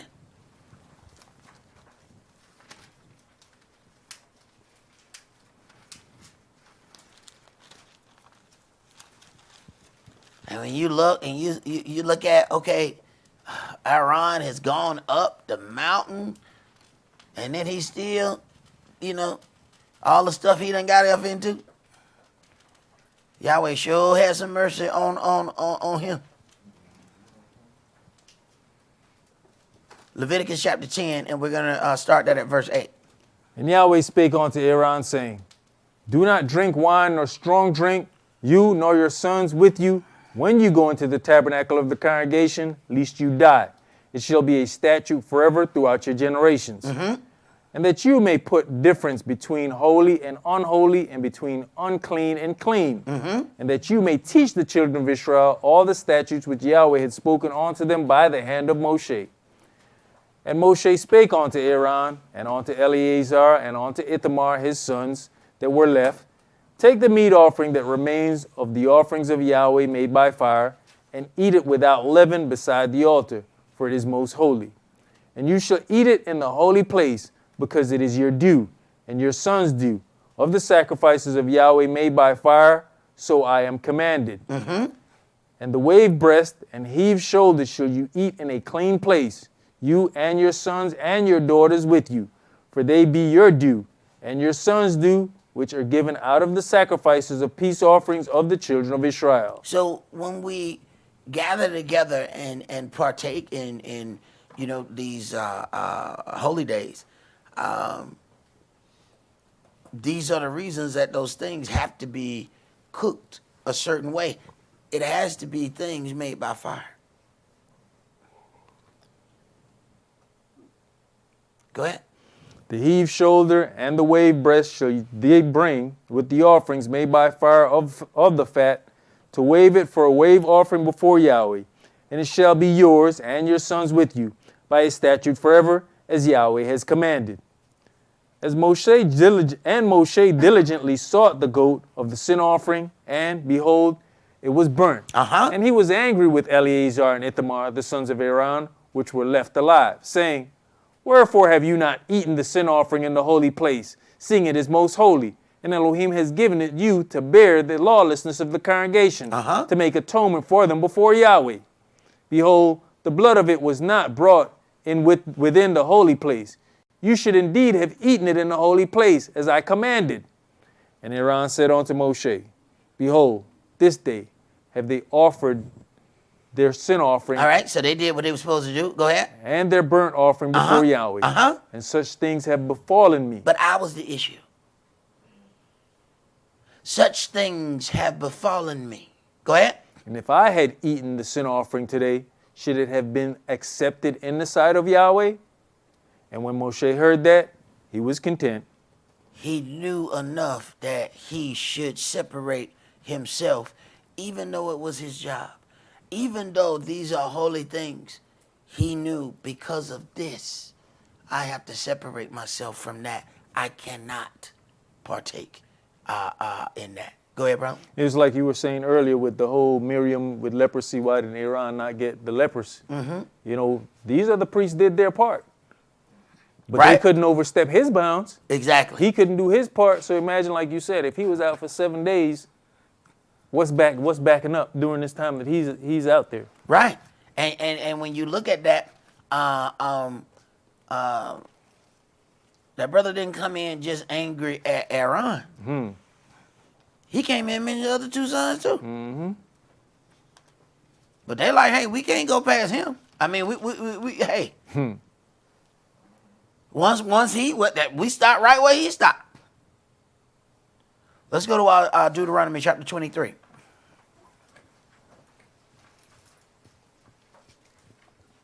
But to know and realize, okay, this is where I'm going to have to pause on this one. I'm not going to be able to completely finish this thing. Deuteronomy 23, and we're going to read verses 9 through 14. When the host goes forth against your enemies, then keep you from every wicked thing. If there be among you any man that is not clean by reason of uncleanness that chances him by night, then shall he go abroad out of the camp. He shall not come within the camp. So this is what makes a military operation so serious when it comes down to Yahweh. Those individuals have to be perpetually clean. There will be no women during a war campaign. Those men will be out there by themselves. Now, think about and remember the situation with Dawid and Bathsheba. Now you understand why when he brought that man home, he still wouldn't lay with his wife. So I got to go back with all these soldiers and go back to that field. They have all been separated from their wives. What I look like going back unto them. And he wouldn't do it. This is the reason. This is a holy campaign. He don't want to go back out there unseparated. Even though it would have been real easy for him to accept the pleasure of his flesh. First night he didn't even go home. Go ahead. But it shall be, when evening comes on, he shall wash himself with water. And when the sun is down, he shall come into the camp again. Right. This is giving you the exact setup of cleanness. So when we talk about even coming in to keep the Sabbath, then we make sure that we have washed ourselves at sundown Friday night. We are spiritually able to keep the Sabbath. There's a certain amount of separation that has to be there for something to maintain its holiness. Go ahead. You shall have a place also without the camp, whither you shall go forth abroad. And you shall have a paddle upon your weapon. And it shall be, when you will ease yourself abroad, you shall dig therewith, and shall turn back and cover that which comes from you. For Yahweh your Elohim walks in the midst of your camp to deliver you, and to give up your enemies before you. Therefore shall your camp be holy, that he see no unclean thing in you, and turn away from you. If he sees an unclean thing in you, then he may turn away from you. Let's go to Ezekiel chapter 24. See, maintaining that separation, maintaining that keeps us at a point where we are able to entertain the Holy Spirit of our Elohim. 867.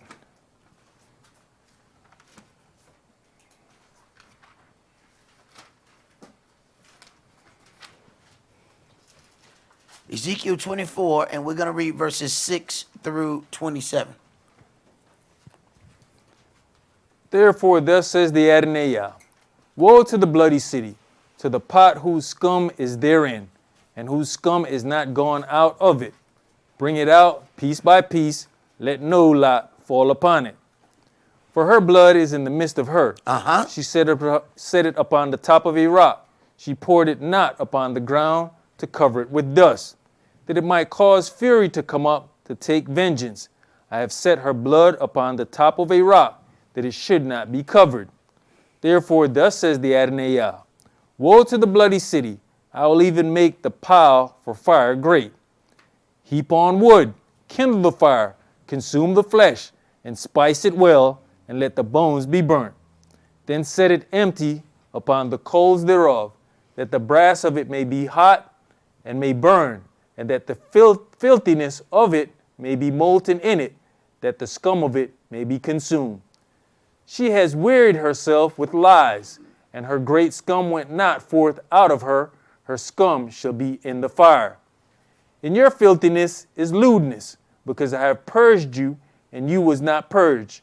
You shall not be purged from your filthiness any more, till I have caused my fury to rest upon you. I, Yahweh, have spoken it. It shall come to pass, and I will do it. I'll not go back, neither will I spare, neither will I repent, according to your ways and according to your doings shall they judge you, says the Adonai Yah. Now, being a prophet unto Israel is a very, very dangerous job. Because when Yahweh says these very strong things against the children of Israel, then this individual has to go and proclaim that to kings, to priests, to a bunch of angry individuals.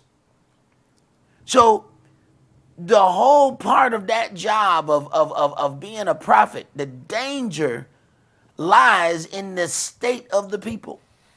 If you're a prophet during the time that the children of Israel are doing good, you got good life. Probably that don't happen too often. That don't happen too often where we do what we supposed to do. So this is a very, very dangerous job. Keep going. Also the word of Yahweh came unto me, saying, Son of man, behold, I take away from you the desire of your eyes with a stroke. Yet neither shall you mourn nor weep, neither shall your tears run down. Okay, so now we got you got this job. Now you got this job. I'm gonna take away the desire of your eyes. Keep going. Forbear to cry, make no mourning for the dead, bind the tire of your head upon you. You better have your turban on.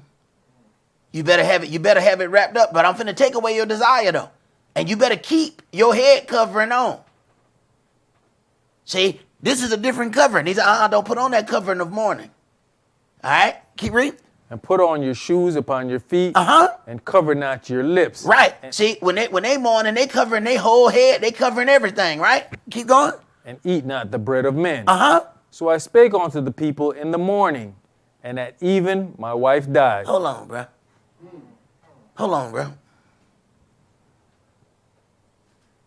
I don't think we understand when we start talking about. Let me tell you, I love to have a job where, you know, at worst, you know, I'm in charge of the grass and the grass die. I can deal with that. This is all connected to the state of them people. The more disobedient they are, the harder his prophecy has to be for them. But they have to take part in these prophecies. It's not just this thing where, like we watched, you know, on TBN, where the people just come in and they give you a prophecy, but it don't have anything to do with them. These prophets have to live out the punishment.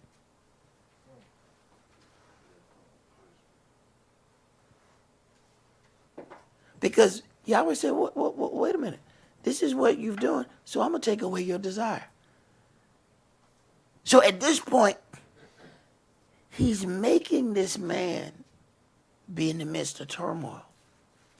He said, I'm going to take away the desire of your eyes. Wait a minute. He know he loved that woman. But neither he nor that woman have done anything wrong.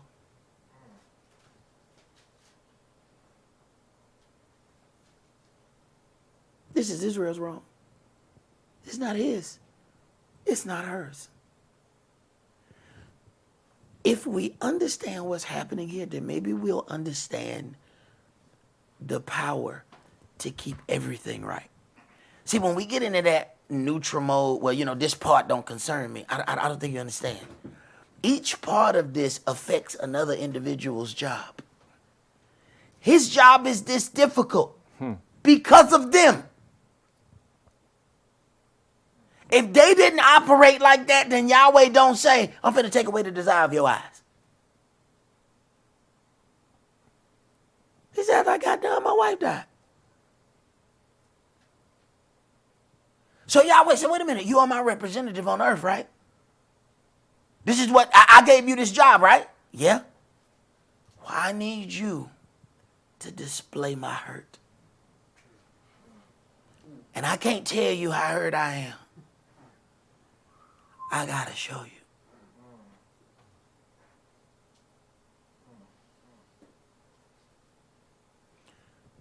So I'm taking Sharon with me.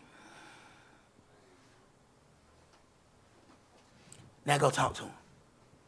Oh, he ain't got to talk to you about feeling no more. He ain't got to talk to you about how you deliver no more. Oh, you finna deliver now. You about to deliver every message. Seriously. But wouldn't it be a beautiful thing if you can do that? And Sharon still be at the house when you get done? Wouldn't that be amazing to go home to some hot biscuits though? But I mean, we have to deal collectively to make sure that everything goes the way that it's supposed to go. Because that what you think don't involve you, you may get to the house and find out, oh, no, it involves you way more than you ever thought. Go ahead. You know, you talk about the hurt. You know what he said, you made me to serve in your sins. Uh-huh. We turn our backs on him, but yet we still want him to be attentive to our prayers. So he still got to be looking out for you and working for you. That's what he said. Nah, I'm going to take the desire of your eye, and you still going to do your job. You still going to do your job. Matter of fact, look here. And when your wife die, I tell you what, I better see that turban. I know I better see that. Put that ugly hood on your head if you want to. He said, look, don't mourn, don't weep. And he knows that he loves her. He says the desires of your eyes. But I need to show y'all what y'all did to me. So I need you to suffer loss and keep doing your work. Ain't that what y'all asked me? Ain't that what y'all asked me? Y'all did all of this wrong to me. You had my holy days. You had all of these covenants. You had all of that. You dealt with it how you wanted. But then you still come and ask me, by the way, Yahweh, is my check going to be done next week? All right, well, that's what I want you to do. Go right out there and do your job. Keep your head covered, do everything. Go ahead. And I did in the morning as I was commanded. And the people said unto me, will you not tell us what these things are to us, that you doeth so? Then I answered them, the word of Yahweh came unto me, saying, speak unto the house of Israel, thus says the Adonai Yah, behold, I'll profane my sanctuary, the excellency of your strength, the desire of your eyes. The desire of your eyes. So to display that hurt, I'm sorry, my son, my servant. I need to cause some hurt to come from the desire of your eyes.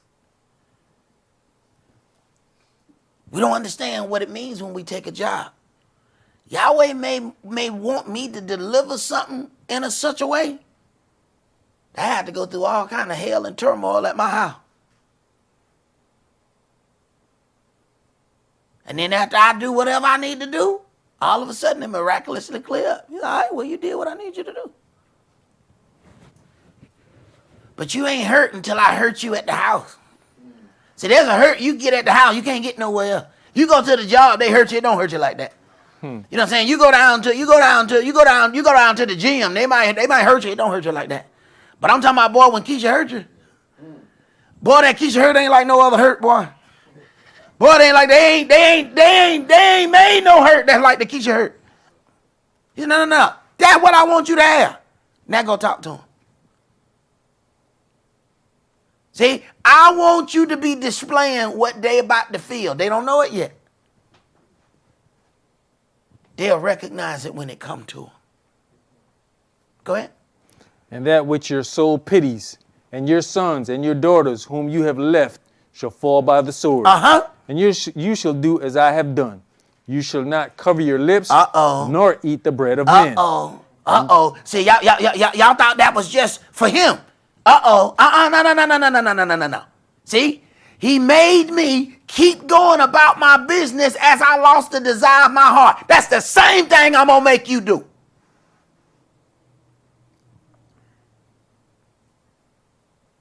Go ahead. And my zeal and my passion for you to do is going to be even more intensified because he done showed me his hand. Right. I just lost Honey Boo Boo.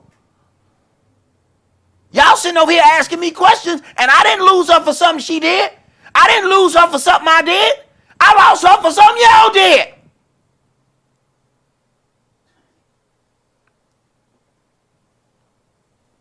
Go ahead. And your tires shall be upon your heads, and your shoes upon your feet. Right. You ain't going to take off now one of them head covering. You ain't going to cover it either. You're going to keep going about the business. Go ahead. You shall not mourn nor weep, but you shall pine away for your lawlessness and mourn one toward another. Thus Ezekiel is unto you a sign. See, there's one thing when you speak of prophecy. It's something altogether different when he make you live it. Everybody want to be a speaking prophet. See? Don't nobody want to be one of them kinds where you got to live it out. Go ahead. Thus Ezekiel is unto you a sign. According to all that he has done, shall you do. And when this comes, you shall know that I am the Adonai Yah. You gonna know I did it when it come to pass. See, you gonna remember that man standing before you, still doing his work and all his hurt. You gonna understand when it come. And it seems unfair, right? I mean, this man got to lose the love of his life because of Israel.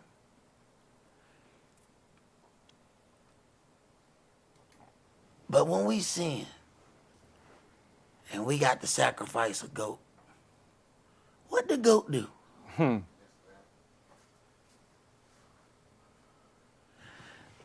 The goat had family. You don't think no other goats look? Hey, man, where Harry Johnny going? I mean, he went up there to the hill. He ain't came back. You don't think no other goats miss him? What'd he do?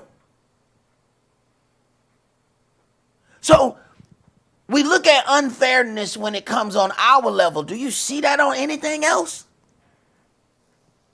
None of these animals did anything wrong. Yet their blood had to be shed to make an atonement for your sin. What did Yahshua do wrong? Yet his blood had to be shed to make an atonement for our sin. But we only feel it when it comes to our house. When it comes to 1564 Wichita Drive, now all of a sudden it's the most unfair thing in the universe. Oh my God. All of this been happening everywhere. But it only matters when it happened at your house. Go ahead. Also, you son of man, shall it not be in the day when I take from them their strength, the joy of their glory, the desire of their eyes, and that whereupon they set their minds, their sons and their daughters, that he that escapes in that day shall come unto you to cause you to hear it with your ears. In that day shall your mouth be open to him which is escaped, and you shall speak and be no more dumb, and you shall be a sign unto them, and they shall know that I am Yahweh. And they shall know that I am Yahweh. And let us hear the conclusion of this matter. Let's go to Numbers chapter 8.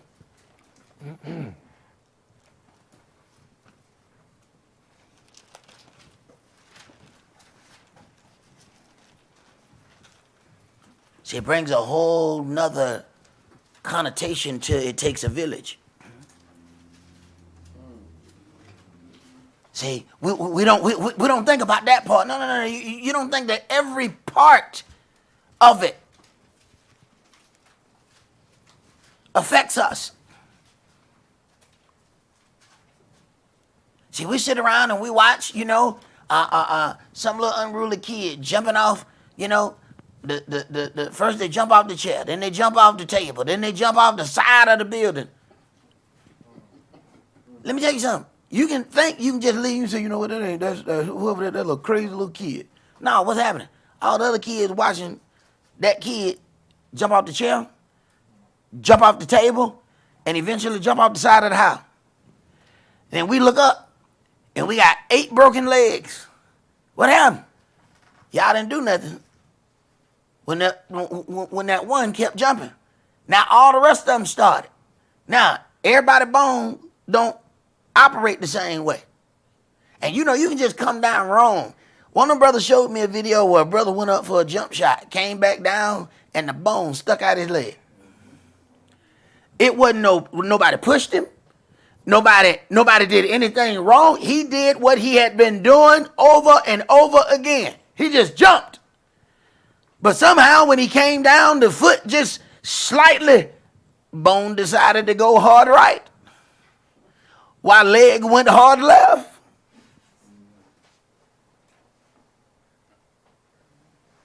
The things that we don't think, but we're going to deal with the thing that affects us. But there's all this other stuff.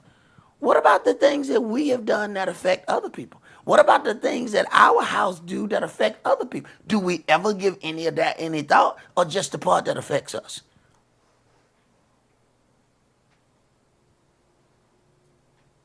When it takes a village, that means everybody in that village got to deal with it. And everybody in that village got to deal with their part of it. Numbers chapter 8, let's start at verse 13. And you shall set the Levites before Aaron and before his sons, and offer them for an offering unto Yahweh. Thus shall you separate the Levites from among the children of Israel, and the Levites shall be mine. And after that shall the Levites go in to do the service of the tabernacle of the congregation, and you shall cleanse them, and offer them for an offering. For they are wholly given unto me from among the children of Israel, instead of such as open every womb, even instead of the firstborn of all the children of Israel, have I taken them unto me. So then the Levites themselves are an offering.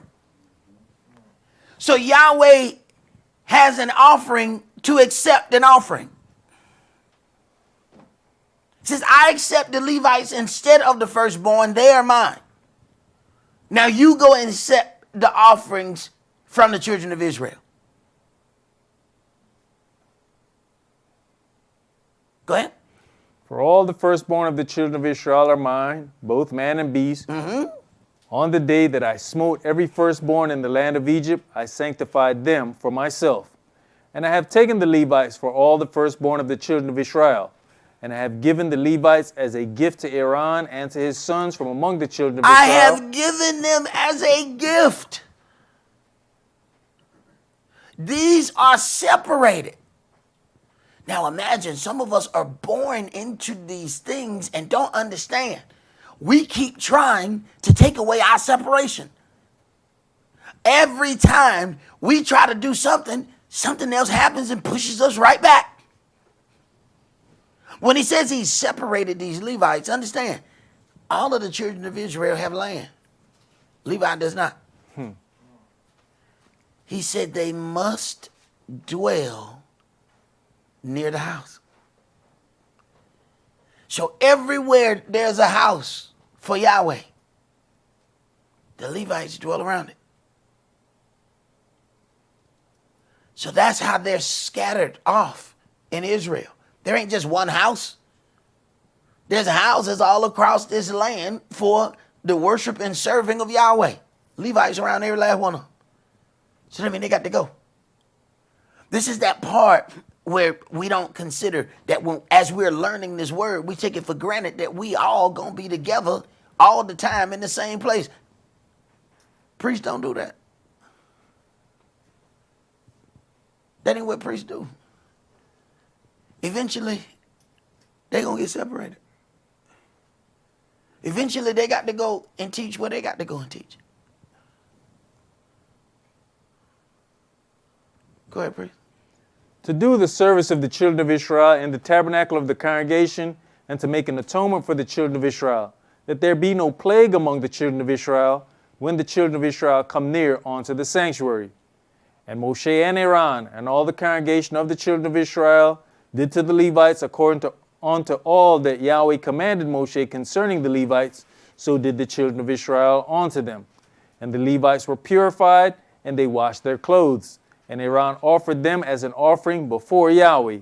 And Aaron made an atonement for them to cleanse them. And after that went the Levites in to do their service in the tabernacle of the congregation before Aaron and before his sons, as Yahweh had commanded Moshe concerning the Levites, so did they unto them. Now verse 21, and the Levites were purified, and they washed their clothes. So as we hear those terms over and over, cleanliness is next to godliness. Before they could serve and do all of these things, there was a certain amount of cleansing that had to happen. Yahweh makes sure that even before you're able to present yourself on the Sabbath, you have made some kind of washing and have changed state at that sundown. There's order and there's separation that has to be between holy things. And if we are diligent in making that separation, it doesn't mean that we're going to be without sin. We're going to always sin and come short of the glory that is expected of us. But if we understand holy things and maintain the separation between those, we have a much greater chance at attaining unto our salvation. That's all that we're going to do for today. Remember the Sabbath to keep it holy. Shabbat shalom. Shabbat shalom.